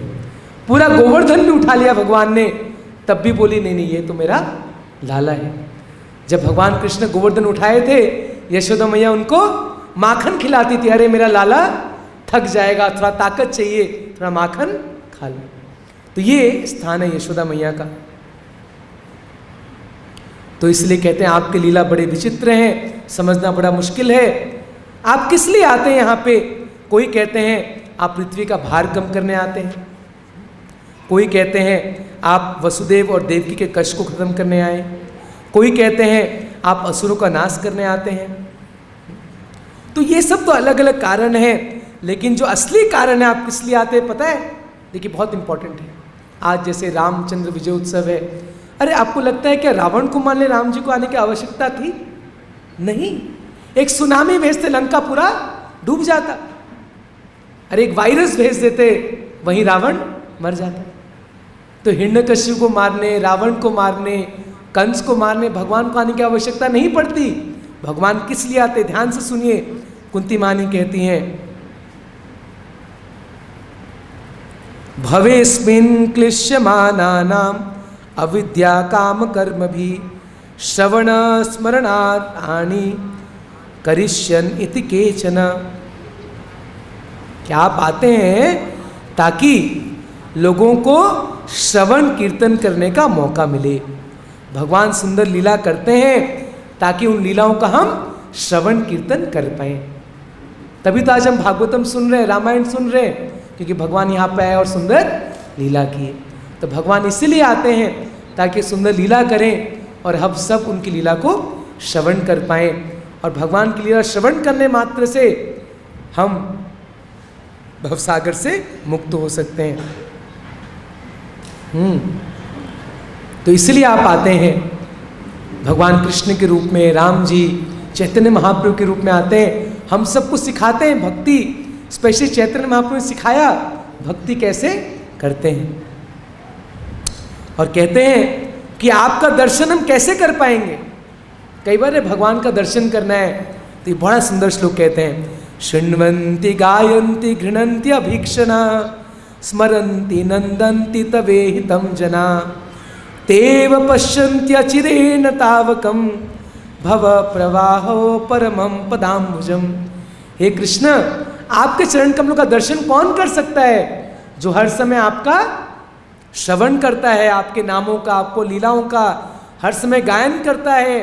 गृह्णन्ति और स्मरन्ति, जो स्मरण करता है आपको लीलाओं का, जो दूसरों को सुनाता है, वो वैसा व्यक्ति वही आपके चरण कमलों का दर्शन कर सकता है। यानी अगर हमें भगवान के चरण कमलों का दर्शन करना है तो क्या करना पड़ेगा? श्रवण और कीर्तन। हम जितना ज़्यादा श्रवण कीर्तन करेंगे उतना ही भगवान का चरण कमल हमारे चित्त में बैठ जाएगा। अभी बहुत सारी गंदगी है, हम जैसे श्रवण कीर्तन करेंगे ये सारी गंदगी दूर हो जाएगा और भगवान के चरण कमल हमारे हृदय में स्थित हो जाएंगे। तो इस तरह से बड़ा सुंदर श्लोक कहते हैं आज आप जा रहे हैं, अरे आपकी वजह से तो आप यहाँ पे हमारे राज्य में हैं, इसलिए सब ऐश्वर्य है, यहाँ नदियों में अच्छे जल बह रहे हैं और सब पेड़ पौधे में सब फल उग रहे हैं। इतना ऐश्वर्य किस लिए है? क्योंकि आप हमारे राज्य में हैं, आपके चरण कमल हमारी हस्तिनापुर में हैं, दिल्ली में। आज भी कहते हैं दिल्ली इसलिए इतना फल फूल रहा है क्योंकि यहाँ पे कृष्ण आके विचरण करते थे। तो आज हमारे राज्य में जो कुछ ऐश्वर्य है ये आपकी उपस्थिति के कारण तो है कृष्ण, और आज आप जा रहे हैं, ऐसा कैसे होगा हे कृष्ण? और फिर कुंती मानी लास्ट में एक वरदान मांगती है। पहले तो एक बार मांगी थी वरदान कि मुझे कष्ट दीजिए, अब अंत में क्या मांगती हैं? हे कृष्ण, मैं चाहती हूँ कि आप मेरे परिवार वालों से जो भी आसक्ति है वो सब खत्म कर दीजिए। एक स्त्री का दो परिवार के साथ आसक्ति होता है, एक अपने पति के परिवार और अपने माँ के परिवार, ज़्यादा डबल आसक्ति। तो कुंती मानी प्रार्थना करते हैं ये पांडवों से और वृष्णि से, वृष्णि उनकी मायका और पांडव उनका ससुराल, ये मेरे दोनों, मेरी जो आसक्ति है सब काट दीजिए, क्योंकि मेरी एकमात्र इच्छा क्या है, बहुत ही सुंदर श्लोक कहते हैं, बहुत सुंदर प्रार्थना, त्वयि में अनन्य विषया मतिर्मधुपते सकृत रतिम उद्वहतात अध गंगे वोघम उदन्वती। त्वयि में अनन्य विषया। कृष्ण, मैं आपसे एक वरदान मांगती हूं। क्या वरदान? कि मेरा जो मति है वो किस में लगे? आप पे लग जाए, बाकी और कोई विषय में ना लगे मेरा मति। आपके चरण कमलों के प्रति मेरा मन ऐसे भागे जैसे गंगा कहाँ भागती है? समुद्र की तरफ। अगर आप जाएंगे बद्रीनाथ, ऋषिकेश, तो गंगा जी बहुत स्पीड से बहती हैं। किधर, कहाँ की तरफ बह रही है गंगा? समुद्र की तरफ। 2000 किलोमीटर का लंबा रास्ता गंगोत्री से लेके समुद्र तक, बे ऑफ बंगाल, गंगा सागर तक गंगा जी तय करती हैं। इतना लंबा रास्ता, रास्ते में कई सारे अड़चने आते हैं, पहाड़ क्या क्या आता है, लेकिन गंगा जी अपना रास्ता बनाती हैं और अविचल कहीं रुकती नहीं है, कंटिन्यूअस। कहते हैं उसी प्रकार मैं चाहती हूँ कृष्ण, मेरा मन और कहीं इधर उधर ना जाए, इस संसार में कहीं ना जाए, आपके चरण कमलों में मेरा मन उसी तरह भागता रहे जैसे गंगा जी समुद्र की तरफ भागती है। बहुत सुंदर प्रार्थना है, हमें भी यही प्रार्थना करना चाहिए। जब हम राधा श्याम सुंदर कृष्ण बलराम गौरनीता के पास जाते हैं, हमें यही प्रार्थना करना चाहिए, हे कृष्ण, अभी मेरा मन तो विषय वस्तु में लगा है, इंद्र तृप्ति में लगा है, लेकिन मैं चाहता हूँ कि मेरा मन आपके प्रति लग जाए। ना धनम ना जनम कविताम वास, ना धनम ना जनम वा सुंदरीम कविताम वा जगदीश कामये मम जन्मनि जन्मनीश्वरे भवतात भक्ति हेतुके त्वयि। चैतन्य महाप्रभु हमें सिखाते हैं क्या प्रार्थना करनी चाहिए। हे कृष्ण, मुझे धन नहीं चाहिए, जन नहीं चाहिए, सुंदरी नहीं चाहिए, मुझे क्या चाहिए? मम जन्मनि जन्मनीश्वरे, मुझे मुक्ति भी नहीं चाहिए, मैं चाहता हूँ जन्म जन्मांतर तक भवतात भक्ति हेतुके त्वयि, आपके चरणों में मुझे शुद्ध भक्ति मिल जाए। तो कम से कम ये हमें सीखना चाहिए, व्हाट टू प्रे। कई बार लोग जाते हैं, प्रार्थना करते हैं, पता नहीं क्या प्रार्थना करें। तो इन जब आचार्यों की हम स्तुति सुनते हैं, कुंती महारानी की प्रार्थना, चैतन्य महाप्रभु का शिक्षा से कम, हमें पता चलता है what to ask from Krishna. जब कृष्ण के पास जाते हैं हमें क्या मांगना चाहिए। जब हम कृष्ण के पास जाते हैं और कुछ छोटी मोटी चीज मांगते हैं, ये कैसा है पता है आपको? कि आप अंबानी के पास जाएं और बोले, वो पूछता है क्या चाहिए, मुझे 100 रुपये दे दो। मेरे नौकर का नौकर का नौकर तुम्हें 100 रुपये दे सकता है, तुम मेरे पास 100 रुपये मांग रहे। वैसे ही हम कृष्ण के पास जाते हैं, हमें भौतिक चीजें नहीं मांगना चाहिए, केवल उनके चरणों में शुद्ध भक्ति मांगना चाहिए। यही कुंती महारानी हमें सिखाती हैं कि हमें कृष्ण को क्या प्रार्थना करना चाहिए। इस प्रकार कुंती महारानी प्रार्थना करती हैं कि हे कृष्ण, मेरा मन आपके चरणों में उसी प्रकार लगे जैसा गंगा जी समुद्र की तरफ बहती हैं। तो इस तरह से कुंती माँ ने बड़ा सुंदर प्रार्थना किया, और ये प्रार्थना सुन के भगवान क्या किए? मुस्कुराए। भक्त के जीवन में यही इच्छा है कि कृष्ण उसको देख के मुस्कुरा दे। He wants to see the smile of Krishna. तो कृष्ण बड़े प्रसन्न हुए कुंती महारानी की स्तुति सुन के, और उसके बाद फिर भगवान हस्तिनापुर के लिए प्रस्थान करने लगे। लेकिन उसी समय क्या हुआ? युधिष्ठिर महाराज आ गए। देखिए, भगवान रथ में बैठ चुके हैं, पूरी तैयारी हो चुका है, भगवान निकलने वाले थे। पहले तो कुंती माँ ने थोड़ा रोक दिया, थोड़ा प्रार्थना किया, फिर जब वापस से भगवान प्रस्थान करने वाले थे, अब युधिष्ठिर महाराज आ जाते हैं। वो तो भगवान के चरण में पड़ जाते हैं, बोलते आप रुक जाइए, मत जाइए। अब देखिए भगवान कैसे अपने भक्त के वश में होते हैं। तुरंत भगवान ने अपना प्लान चेंज कर दिया। एक अपने शुद्ध भक्त युधिष्ठिर महाराज ने बोला, प्रभु अब मत जाइए। क्यों? क्योंकि मेरा मन बड़ा विचलित है, मैं बड़ा दुखी हूं। अरे मेरे वजह से इतना बड़ा महाभारत युद्ध हुआ, करोड़ों करोड़ों लोग मर गए। आपको पता है कितने लोग मरे? 64 करोड़। युधिष्ठिर महाराज बड़ा दुख करते हैं युधिष्ठिर महाराज कि मेरे वजह से केवल मुझे राज्य प्राप्त करना था, इसलिए इतना बड़ा युद्ध हुआ, करोड़ों लोग मारे गए, कितनी स्त्रियां विधवा हो गई, कितने पशु मरे, हाथी घोड़े, बस मुझे राजा बनाने के लिए। मुझे राजा नहीं रहना, मैं बहुत दुखी हूं। तो इतना दुख प्रकट किए कृष्ण को, तो कृष्ण रुक गए। देखिए कृष्ण कितने भक्तवत्सल हैं, अपना प्लान तुरंत चेंज कर दिए। किस लिए? अपने भक्त को प्रसन्न करने के लिए। ये है भक्तवत्सल भगवान श्री कृष्ण। अपने भक्त के लिए भगवान कुछ भी करने को तैयार है। तो भगवान रुक गए और युधिष्ठिर महाराज को समझाए। युधिष्ठिर महाराज को समझ में नहीं आया। फिर भगवान बोलते चलो हम किसके पास चलते हैं? भीष्म पितामह के पास। अभी देखिए कृष्ण भी क्या करते हैं, कई बार अपने भक्तों को श्रेय देना चाहते हैं। अब वही कृष्ण अर्जुन को समझा दिए। अर्जुन भी तो भ्रमित हो गए ना, मैं क्यों युद्ध करूं, क्यों अपने परिवार वालों को मारूं। तो भगवान ने गीता समझाया। लेकिन यहाँ महाभारत के पहले भ्रमित हुए थे अर्जुन, महाभारत के बाद भ्रमित हुए युधिष्ठिर महाराज।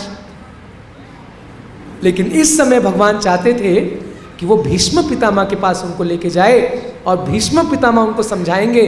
तो भगवान कभी कभी भक्त की ख्याति चाहते हैं।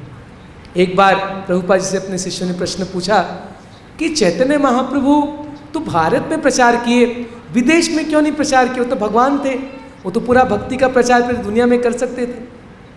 प्रभुपाद जी ने बोला कि चैतन्य महाप्रभु ये श्रेय मुझे और आपको देना चाहते हैं। तो कई बार भगवान खुद कार्य नहीं करते, अपने भक्तों के द्वारा करवाते हैं। तो वैसे ही यहाँ पे भगवान चाहते हैं कि भीष्मदेव युधिष्ठिर महाराज को सांत्वना दे। तो युधिष्ठिर महाराज अपने भाइयों के साथ रथ पे सवार होके और भीष्म पितामह के पास जाते हैं। युद्ध मैदान में कुरुक्षेत्र में सरसैया में वो लेटे रहते हैं। आज भी उस स्थान है कुरुक्षेत्र में बाण गंगा, क्योंकि जब भीष्मदेव लेटे थे उनको जब प्यास लगा, उन्होंने क्या कहा, अर्जुन को तीर मारो, और वहाँ से गंगा जी प्रकट हुई, उनके मुंह तक आ गई। आज वो स्थान है कुरुक्षेत्र में। तो वहीं पे भीष्मदेव लेटे हुए थे। किस पे लेटे थे? सर सज्जा पे। सोचिए हमें अगर छोटा सा कांटा भी लग जाए, पिन लग जाए, तो हमें कितना कष्ट होता है। लेकिन भीष्म पितामह सर सज्जा में यानी तीर के बेड में लेटे हुए थे कई दिनों तक। महाभारत युद्ध खत्म हुआ, फिर युधिष्ठिर महाराज राजा बने। लास्ट में कितने दिन के बाद फिर भगवान कृष्ण युधिष्ठिर महाराज को लेके वहाँ पे आते हैं। तो भीष्म पितामह बड़े प्रसन्न होते हैं। क्यों? क्योंकि वो हमेशा पांडवों को प्रेम करते थे। वो चाहते थे पांडव राजा बने, लेकिन दुष्ट दुर्योधन उनको कभी राजा बनने नहीं दिया। तो भीष्म पितामह बड़े प्रसन्न हुए जब देखे कि महाराज युधिष्ठिर अब हस्तिनापुर के राजा बन गए। बड़े सुंदर सुंदर रथ में सवार होके 5 पांडव वहाँ पे आए। भगवान श्री कृष्ण स्वयं आए। और इतना ही नहीं, भीष्म पितामह सब जानते थे कि अभी भीष्म पितामह अपने प्राण त्याग करने वाले हैं। पूरे ब्रह्मांड से बड़े बड़े ऋषि मुनि आ गए। पर्वत मुनि, नारद मुनि, धौम्य, व्यास और बृहद्वाश्व, भरद्वाज, परशुराम, वशिष्ठ, इंद्रप्रद, तीर्थ, असित, देवल, व्यास, अत्रि, तो सारे गौतम जितने बड़े बड़े ऋषि मुनि थे पूरे ब्रह्मांड से कहाँ पे आ गए? कुरुक्षेत्र में, जहाँ भीष्म पितामह लेटे हुए थे। आज महान भक्त भीष्म पितामह उनके सम्मान में सब एकत्र हो गए और सुखदेव गोस्वामी, कश्यप, अंगिरह सब आ गए। सब जानते थे भीष्मदेव कितने महान आत्मा हैं, महाजन हैं। तो भीष्मदेव ने सबका स्वागत किया। लेटे हुए थे लेकिन फिर भी सबको शब्दों द्वारा और प्रणाम द्वारा सबको उन्होंने स्वागत किया। और फिर भगवान कृष्ण उनके सामने आ गए और फिर भीष्मदेव ने भगवान कृष्ण को प्रणाम किया। और जब पांडवों को देखे तो उनके आंखों से अश्रुधारा बह गए। टीयर्स ऑफ एस्टेसी, सुख के आंसू कहते हैं ना, जब व्यक्ति बहुत ज़्यादा सुखी होता है तब भी आंसू आ जाते हैं। तो भीष्मदेव सुख के आंसू उनके आंखों से आ रहे थे। उन्हें कहा, पांडवों को कहा, क्या कहा? अहो कष्टम अहो न्यायम यद्यूयम धर्म नंदना जीवितुम नार्हत क्लिष्टम विप्र धर्माच्युताश्रय। ओहो कितना कष्ट हुआ, हो कष्टम। पांडव लोग, आपके जीवन में कितना कष्ट आया, कितना अन्याय हुआ आपके साथ। कई बार अरे मेरे साथ बड़ा अन्याय हो रहा है, अरे पांडव के साथ जो अन्याय हुआ हमारे साथ हुआ है कभी नहीं। अहो कष्टम अहो न्यायम यद्यूयम धर्म नंदना। अरे आप तो धर्म के पुत्र थे, फिर भी कितना आपके साथ बुरा हुआ, लेकिन फिर भी आज आप जीवित हैं। क्यों? विप्र धर्माच्युताश्रय, क्योंकि आपने 3 चीजों का शरण ग्रहण किया। किसका? विप्र, धर्म और अच्युत। तो ब्राह्मण, कृष्ण और धर्म, तो 3 चीज का जो आश्रय लेता है, गुरु, साधु, शास्त्र, कृष्ण। कृष्ण, साधु और शास्त्र का जो शरण लेता है, चाहे जितना कष्ट उसके जीवन में आए उसको फर्क नहीं पड़ता। तो कहते हैं आपको बड़ा कष्ट हुआ, लेकिन क्योंकि आप कृष्ण के आश्रय में थे, ब्राह्मणों के आश्रय में थे, इसलिए आपका बाल भी बांका नहीं हो सका। ये देखो कुंती महारानी, कितना इनको कष्ट हुआ, आपको बड़ा कष्ट हुआ, लेकिन ये सब कष्ट क्यों हुआ? क्या कारण है इसका? कहते सर्वम काल कृतम मन्ये भवताम च यत् अप्रियम। कहते ये सब किस लिए हुआ? काल के प्रभाव से, समय काल के प्रभाव से ये सब हुआ। काल क्या है? भगवान की इच्छा शक्ति। तो एक तरह से भगवान की इच्छा से सब कुछ हुआ। कहते ना, एक भगवान की इच्छा के बिना पत्ता भी नहीं हिलता। बात सच है। देखो काल कितना शक्तिशाली है। आपके पास में भीम था, अर्जुन था, बड़े बड़े योद्धा थे, लेकिन फिर भी आपको कितना कष्ट सहन करना पड़ा। तो काल क्या है? भगवान की इच्छा ही है, वही काल शक्ति है। कहते देखो ये भगवान का जो प्लान है ना, ये कोई समझ नहीं पाएगा। बड़े बड़े ऋषि मुनि फेल हो गए, ये सामने खड़े हैं कृष्ण, इनका प्लान कोई नहीं समझ पाएगा। इसलिए बस भगवान का प्लान जो भी है हमें उसको स्वीकार करना चाहिए। जीवन में जो भी हो रहा है, वी शुड नॉट कंप्लेन, अरे ऐसा क्यों हुआ। देखिए हमारा 90% टाइम आप देखेंगे ना, ये कंप्लेन में ही जाते हैं, अरे मेरे साथ ऐसा क्यों हुआ, वैसा क्यों हुआ। नहीं, भक्त ऐसा नहीं सोचता, सोचता जो भी हुआ कृष्ण की इच्छा से हुआ। एक भक्त हैं, वो कहते थे कि एक बार परम पूज्य गोपाल कृष्ण महाराज से किसने पूछा हाउ आर यू, उन्हें क्या आंसर दिया? I am much better than I deserve. अंग्रेजी में एक आंसर दिया, बड़ा डीप आंसर है, I am much better than I deserve. यानी मुझे जैसा होना चाहिए था उससे मैं कहीं अच्छा हूं। यानी भक्त क्या सोचता है, अगर कुछ जीवन में कष्ट आता है, सोचता है कि मैंने इतना पाप किया कि मुझे और ज़्यादा कष्ट मिलना चाहिए था, भगवान ने वो कष्ट कम कर दिया। अगर हाथ कट जाए तो सोचना चाहिए था मैं इतना पापी हूँ, उंगली कट जाए तो सोच मैं इतना पापी हूँ, मेरा पूरा हाथ कटना चाहिए था, लेकिन भगवान ने छोटा सा उंगली काट के छोड़ दिया। तत्तेनुकंपा सुसमीक्षमानो भुंजान एवात्मकृतं विपाकम हृद्वाग्वपुर्भिर्विदधन् नमस्ते जीवे तो य मुक्ति पदे सधाय भाग। ब्रह्मा जी भगवान को स्तुति करते हैं, तत्ते अनुकंपा सुसमीक्षमानो, कि आपकी अनुकंपा, जो भक्त सोचता है जीवन में जो भी कष्ट आ रहा है वो तो मेरे बुरे कर्म के कारण कष्ट आ रहा है, लेकिन आपकी कृपा मुझ पे है, और हर अवस्था में जो आपको प्रणाम करता है, हृद्वाग वपुर्भिर्विदधन् नमस्ते, अपने हृदय से, अपने वाणी से, अपने शरीर से जो आपको प्रणाम करता है, वैसा भक्त आपके धाम निश्चित रूप से जाएगा। जिस तरह से जो पुत्र होता है उसको पिताजी की संपत्ति अपने आप मिल जाता है, उसी प्रकार जो आपके भक्त होते हैं केवल आपकी भक्ति करते रहे तो आपके धाम अवश्य जाएंगे। तो इस तरह से कहते हैं। फिर कहते हैं अरे जो सामने खड़े हैं ना, ये मत समझो कि तुम्हारे मामा के बेटे हैं। हाँ, मामा के बेटे हुए ना, कुंती भुआ हुई तो मामा के बेटे। हाँ, ये मत समझो तुम्हारे मामा के बेटे हैं, ये तो साक्षात नारायण है। एष वही भगवान साक्षात आद्यो नारायण पुमान, आदि नारायण है। सारे नारायण विष्णु सब इन्हीं से आते हैं।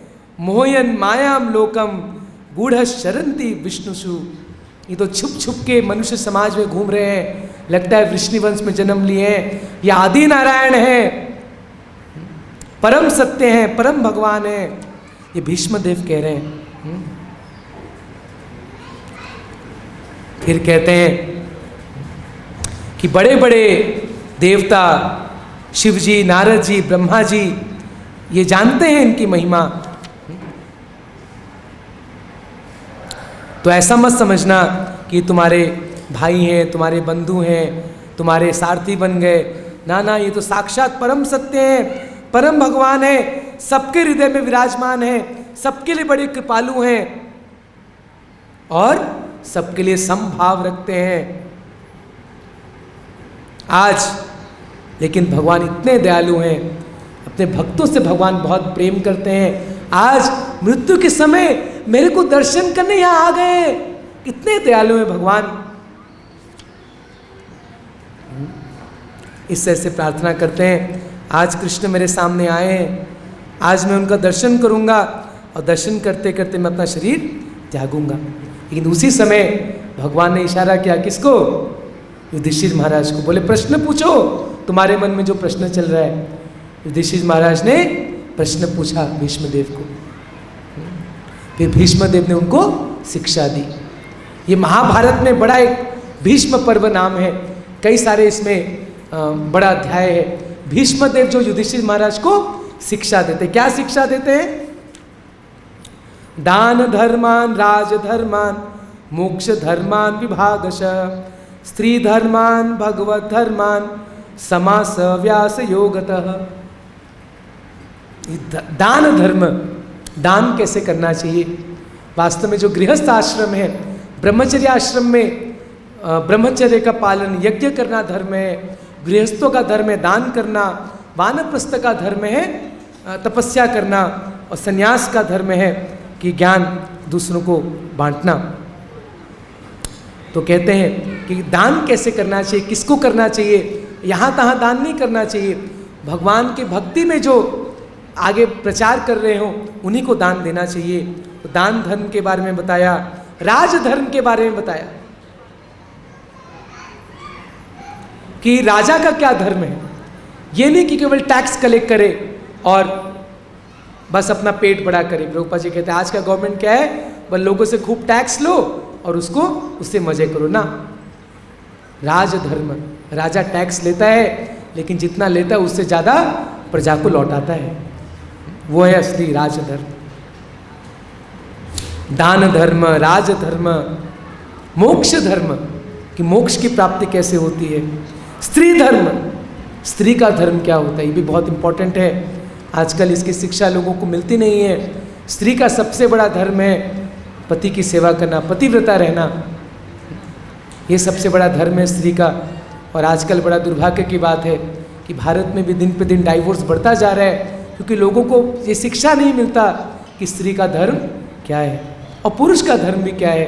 तो ये सब शिक्षा युधिष्ठिर महाराज देते हैं, भीष्मदेव देते हैं किसको? युधिष्ठिर महाराज को। लास्ट में कहते हैं भागवत धर्म। देखिए सारे धर्म है, धर्म मतलब ड्यूटी, जैसे राजा का क्या ड्यूटी है, स्त्री का क्या ड्यूटी है, ये सबसे ऊंचा क्या है? भागवत धर्म। भगवान के प्रति हमारा जो ड्यूटी है ना वो सबसे ऊंचा धर्म है। तो लास्ट में कहते हैं भागवत धर्म। भागवत धर्म क्या है? भगवान की भक्ति करना, नवदा भक्ति।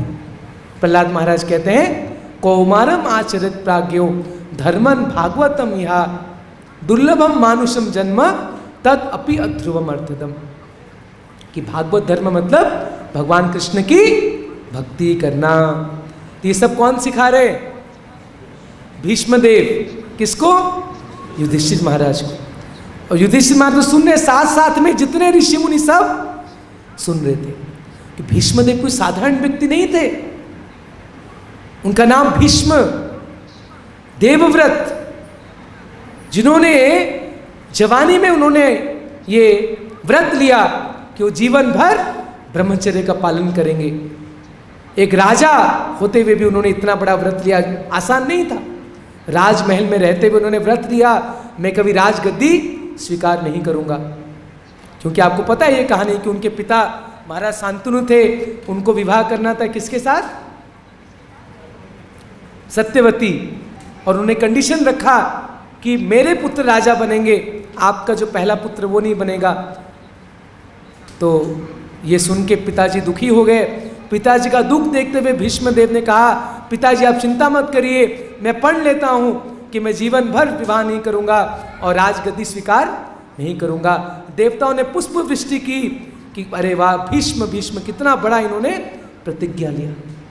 तो भीष्मदेव कोई साधारण व्यक्ति नहीं थे, सबसे बड़े योद्धा थे, पूरे पृथ्वी में सबसे बड़े योद्धा थे। उनके साथ कोई नहीं युद्ध कर सकता था। इतने बड़े महान योद्धा थे, इतने बड़े बुद्धिमान थे, बहुत सम्मानीय व्यक्ति थे Bhishmadev, was a great personality. तो आज भीष्मदेव ये सब ज्ञान दे रहे हैं सबको, और सब ज्ञान देने के बाद अब भीष्मदेव ने देखा कि अब समय आ गया है, अब कृष्ण मेरे सामने है। उत्तरायण आ चुका है, होता है ना, दक्षिणायन के बाद उत्तरायण आता है, तो मकर संक्रांति का समय, उत्तरायण का समय भी आ गया है। भगवान कृष्ण सामने प्रकट हैं। अब उनको लगा अब समय आ गया, अब मुझे प्राण त्याग करने का समय आ गया। आप जानते हैं उनको क्या वरदान मिला था? इच्छा मृत्यु का, कि अपनी इच्छा से वो प्राण त्याग करेंगे। इतने दिन से भीष्म पितामह प्रतीक्षा कर रहे थे, किसके लिए? कृष्ण उनको दर्शन देंगे। आज वही कृष्ण उनके सामने खड़े हैं। अब भीष्मदेव कहते हैं अब बस मैं आपका दर्शन करना चाहता हूँ, आपका स्तुति करना चाहता हूँ, और आपका दर्शन करते करते मैं इस प्राण त्यागना चाहता हूँ। तो श्री भीष्म वाच अब आखिरी में स्तुति करते हैं भगवान का, बड़ा सुंदर स्तुति करते हैं।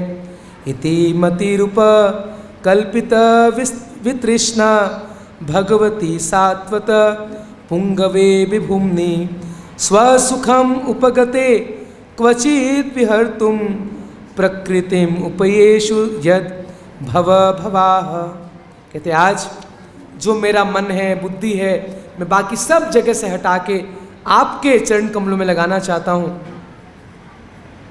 और फिर स्तुति करते हैं, हे कृष्ण आप कैसे हैं? त्रिभुवन कमनम तमाल वर्णम रविकर गौरवर अंबरम दधाने वपुर अलक कुलावृतानाब्जम विजय सखे रतिरस्तु में अनवद्या। कहते हे कृष्ण त्रिभुवन कमनम तमाल वर्णम, हे कृष्ण आपका वर्ण कैसा है? तमाल। आप जानते हैं हमारे जो कृष्ण वल्लभ मंदिर में एक तमाल का पेड़ है, देखा आपने? दर्शन करते वहां तमाल का वृक्ष है। तो भगवान कृष्ण का रंग कैसा है? तमाल के पेड़ के समान। आपको पता है ये पेड़ को लोग काटना चाहते थे, प्रभुपाद जी ने बोला ना, इस तमाल पेड़ को यही रहने दो। वृंदावन का बड़ा विशेष पेड़ है, वृक्ष है, ये बाहर दिखने को नहीं मिलता, ब्रज एरिया में ही होता है तमाल। तो इसका जो रंग है कृष्ण के समान है। तो राधा रानी कभी कभी कृष्ण के विरह में तमाल पेड़ को जाके लिपट लेती थी, कृष्ण है। तो तमाल वर्णम, आपका रंग कैसा है? तमाल के समान है। रवि कौर रवि कर गौरवर, और आपके जो वस्त्र हैं वो कैसे हैं? पीतांबर वस्त्र हैं। और मैं विजय सखे रतिर, तो भगवान कृष्ण का नाम क्या कहते हैं? विजय सखे। विजय किसका नाम है? अर्जुन का। विजय सखे कौन हो गए? कृष्ण। तो जब भगवान के भक्त के नाम के जब कृष्ण के साथ जोड़ते हैं ना, कृष्ण को और अच्छा लगता है। यशोदानंदन, नंदनंदन, पार्थ सारथी, विजय सखे। तो भगवान को बड़ा, राधा रमन, भगवान को बड़ा आनंद आता है ऐसे नाम से। कहते विजय सखे रतिरस्तु, मैं चाहता हूं मेरा जो रति है वो किसके प्रति हो? विजय सखे, कृष्ण के प्रति हो। और वो चिंतन कर रहे हैं किसका? कि जब महाभारत युद्ध में पार्थ सारथी के रूप में भगवान बैठे थे अर्जुन के रथ के सामने, और घोड़े को हाँकते हुए भगवान बैठे थे, और धूल से उनका चेहरा ढक गया था। और फिर याद करते हैं कि कैसे उनका शरीर में मेरे द्वारा छोड़े हुए तीर उनके शरीर में लगे थे। आपको पता है बड़ी सुंदर लीला क्या हुआ कि भीष्मदेव पांडव के प्रति युद्ध जरूर कर रहे थे, लेकिन उनका दिल में किसको चाहते थे? वो पांडवों को। तो शायद 5 या 6 दिन हो गए युद्ध में, पांडव लोग तो मरे नहीं। तो दुर्योधन आके भीष्मदेव को अपमान करते हैं, टॉन्ट करते हैं। अरे क्योंकि वो सेनापति बनाए थे भीष्मदेव को, अरे आप तो पांडव के प्रति पक्षपात करते हैं, इतने दिन हो गए आप ठीक से युद्ध ही नहीं कर रहे हैं, छोड़ दो, आप तो ऐसे ही हैं, बेकार है, चीटिंग कर रहे हैं। और एक क्षत्रिय को अपमान सहन नहीं होता, तो भीष्मदेव को बड़ा अपमान लगे। बोला अच्छा दुर्योधन, मैं प्रतिज्ञा करता हूं, ये 5 तीर है, देखो मैं कल इन 5 तीर से 5 पांडव की हत्या कर दूंगा। ये सुन के दुर्योधन बड़ा खुश हो गया, और अति चतुर था दुर्योधन। तो क्या सोचा? अरे अरे ऐसा करिए, ये 5 तीर आप मुझे दे दीजिए। बोलते कौवा अति चतुर होता है और विष्ठा खाता है, तो दुर्योधन वैसे अति चतुर था। तो उसने बोले 5 तीर आप मुझे दे दीजिए, मैं संभाल के रखूंगा और कल सुबह आपको मैं दूंगा। बोले कोई बात नहीं, ले जाओ। और वो 5 तीर ले गए। उधर रात को पांडव लोग तो बड़े निश्चिंत रूप से सो रहे हैं, भक्त को कोई चिंता नहीं होती, आराम से नींद आ जाता है। क्यों प्रभु जी, मदन गोपाल प्रभु, कोई चिंता जितना भी हो, भक्त आराम से सो जाते हैं। लेकिन चिंता किसको होती है? कृष्ण को खुद को चिंता होती है। तो 5 पांडव आराम से सो रहे हैं, और कृष्ण के अर्जुन को जो, अरे अर्जुन उठो उठो, सो रहे हो। अरे सोने दीजिए, दिन भर थक गया।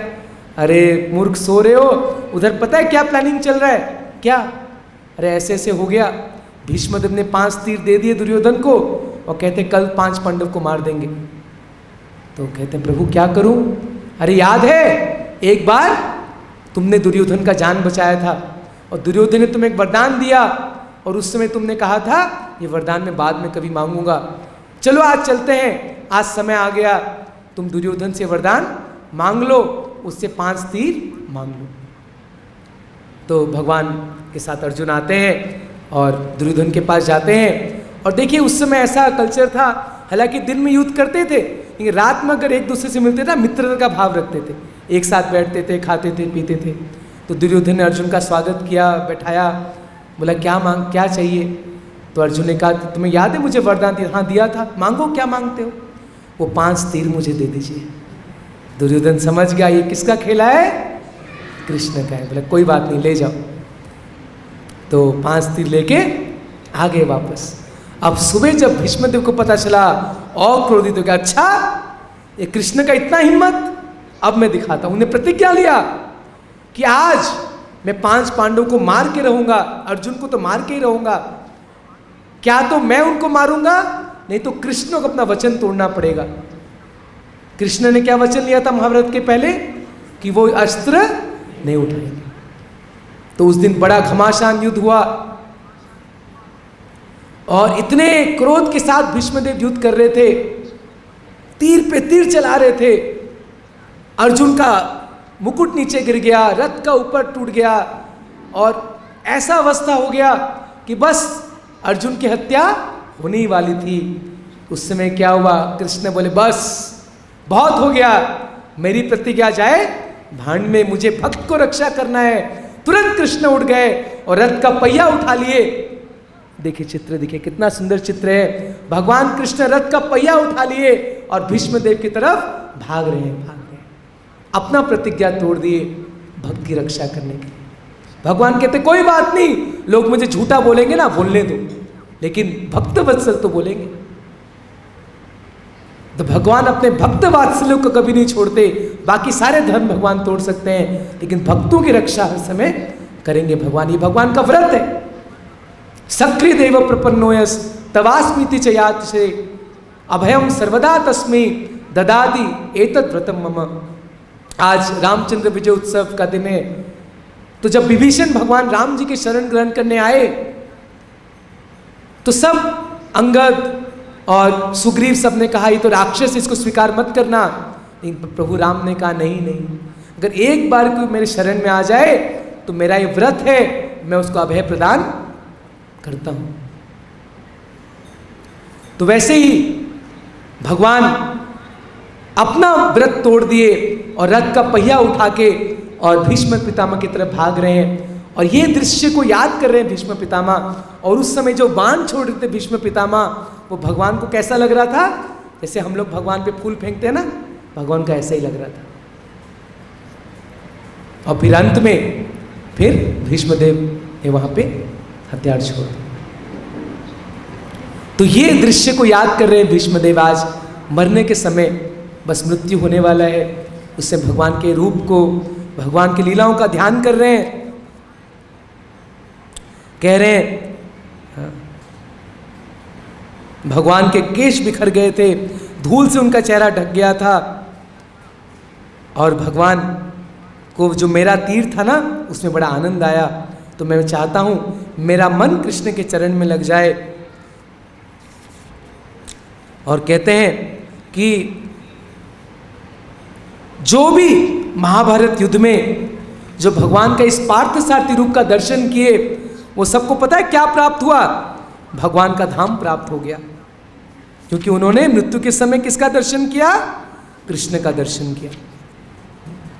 तो कहते हैं वही कृष्ण के प्रति मेरा मन लगा रहे, जिनको कि ब्रज की गोपियां जिनको आकर्षित करती थी, वही कृष्ण जो राजसूय यज्ञ में महाराज युधिष्ठिर ने जिनकी अग्र पूजा की, वही कृष्ण मैं चाहता हूं मेरा मन उनमें लग जाए।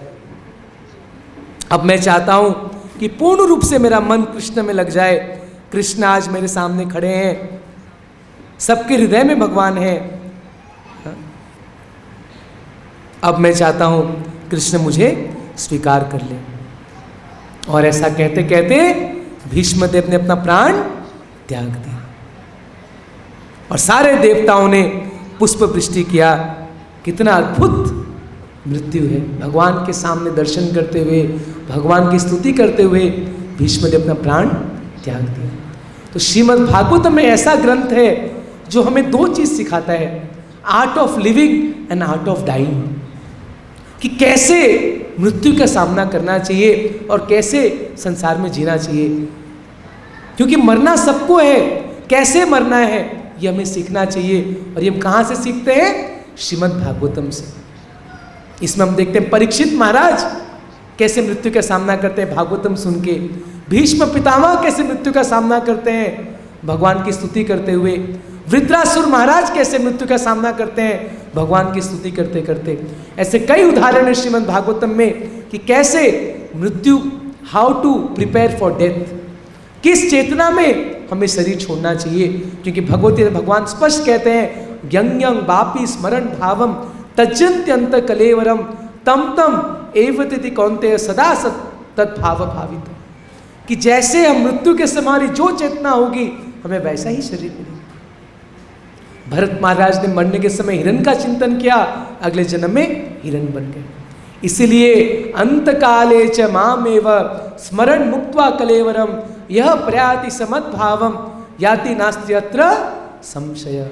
अंत काले च माम एव, अंत काल में जो कृष्ण का स्मरण करता है भगवान कहते हैं निश्चित रूप से मेरे पास आता है। लेकिन ये अंत समय में कृष्ण का स्मरण करना आसान है? नहीं। ऐसे कहते हैं इतना कष्ट होता है, ऐसे हजारों बिच्छुओं में काटते हैं, उतना कष्ट होता है मृत्यु के समय। तो अगर जीवन भर किसी ने प्रैक्टिस नहीं किया तो मृत्यु के समय भगवान का स्मरण नहीं कर सकता। अगर किसको IIT का एग्जाम क्लियर करना है और बोले बस मैं उसी दिन सुबह डायरेक्ट एग्जाम हॉल पहुंच जाऊं, पास हो जाएगा? नहीं, साल 2 साल पढ़ाई करना पड़ेगा। इतना आसान नहीं है। ये तो छोटा सा एग्जाम है। मृत्यु का exam is the biggest exam of a life. उस एग्जाम के लिए क्या करना पड़ेगा? तैयारी करनी पड़ेगी। और वो तैयारी क्या है? हमें हर दिन कृष्ण का स्मरण करना है, हर दिन उनका नाम जप करना है। हरे कृष्णा कृष्णा कृष्णा हरे हरे, हरे राम राम राम हरे हरे। हर दिन कृष्ण कथा सुनना है, भागवतम सुनना, प्रभुपाद जी ग्रंथ पढ़ना। नियमित रूप से जब हम ये करेंगे, जीवन में जो भी सुख दुख आता है उसमें कृष्ण को स्मरण करना। प्रभुपाद जी एक बार लिखते हैं गीता में कि अगर जीवन में थोड़ा बहुत कष्ट आता है, हम कृष्ण को भूल जाते हैं, तो मृत्यु के समय क्या होगा फिर? तो इसलिए जो भी जीवन में कष्ट आए, कृष्ण को भूलना नहीं चाहिए, बल्कि भक्ति और बढ़ा देना चाहिए।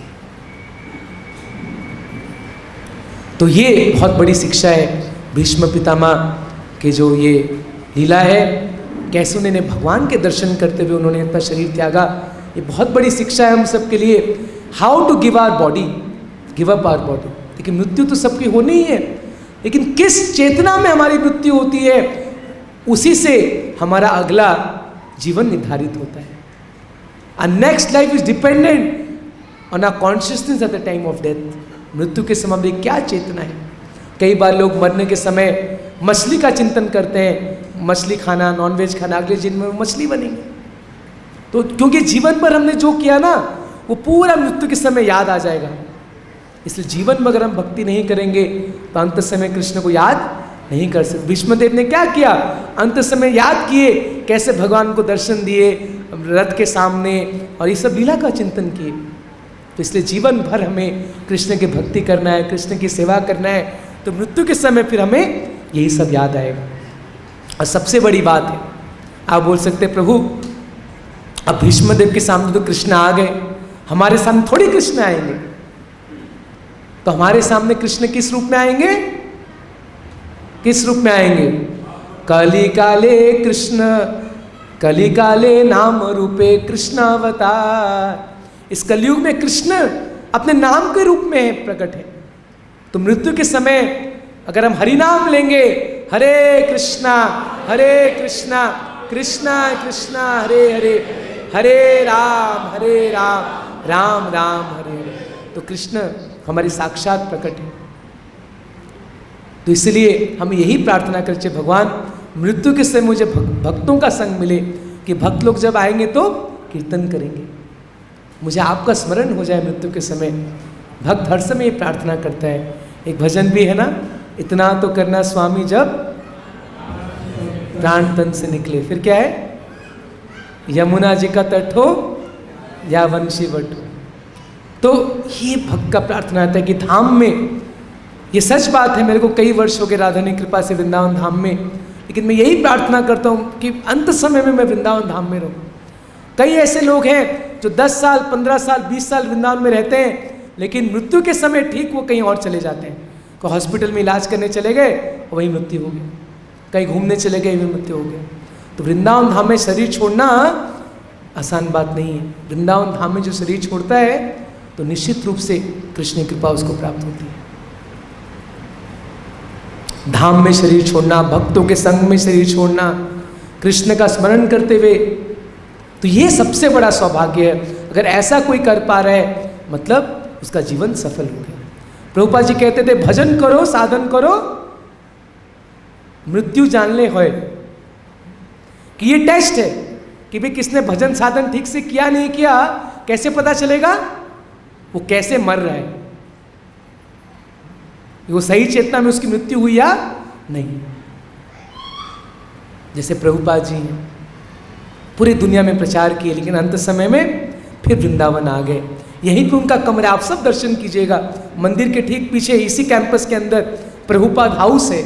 वो कमरा ऐसे ही रखा है जहाँ श्रील प्रभुपाद जी का बेड है, सब कुछ ऐसे ही सजा के रखा है म्यूजियम में।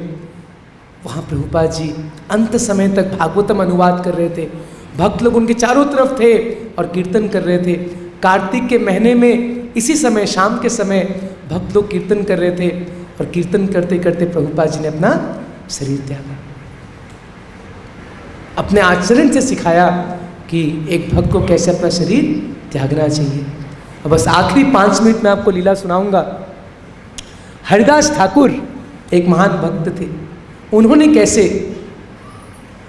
जैसे भीष्मदेव भगवान कृष्ण का दर्शन करके प्राण त्यागे, राम जी की लीला में कौन भक्त थे जो राम जी का दर्शन करते प्राण त्यागे? जटायु।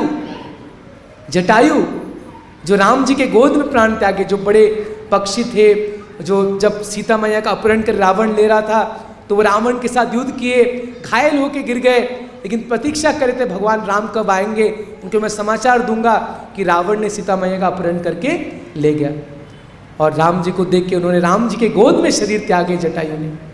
उसी प्रकार चैतन्य महाप्रभु की लीला में एक महान भक्त थे हरदास ठाकुर, जिन्होंने चैतन्य महाप्रभु का दर्शन करते करते उन्होंने अपना शरीर त्यागा। जगन्नाथपुरी धाम में हरदास ठाकुर, नामाचार्य हरदास ठाकुर महान भक्त थे।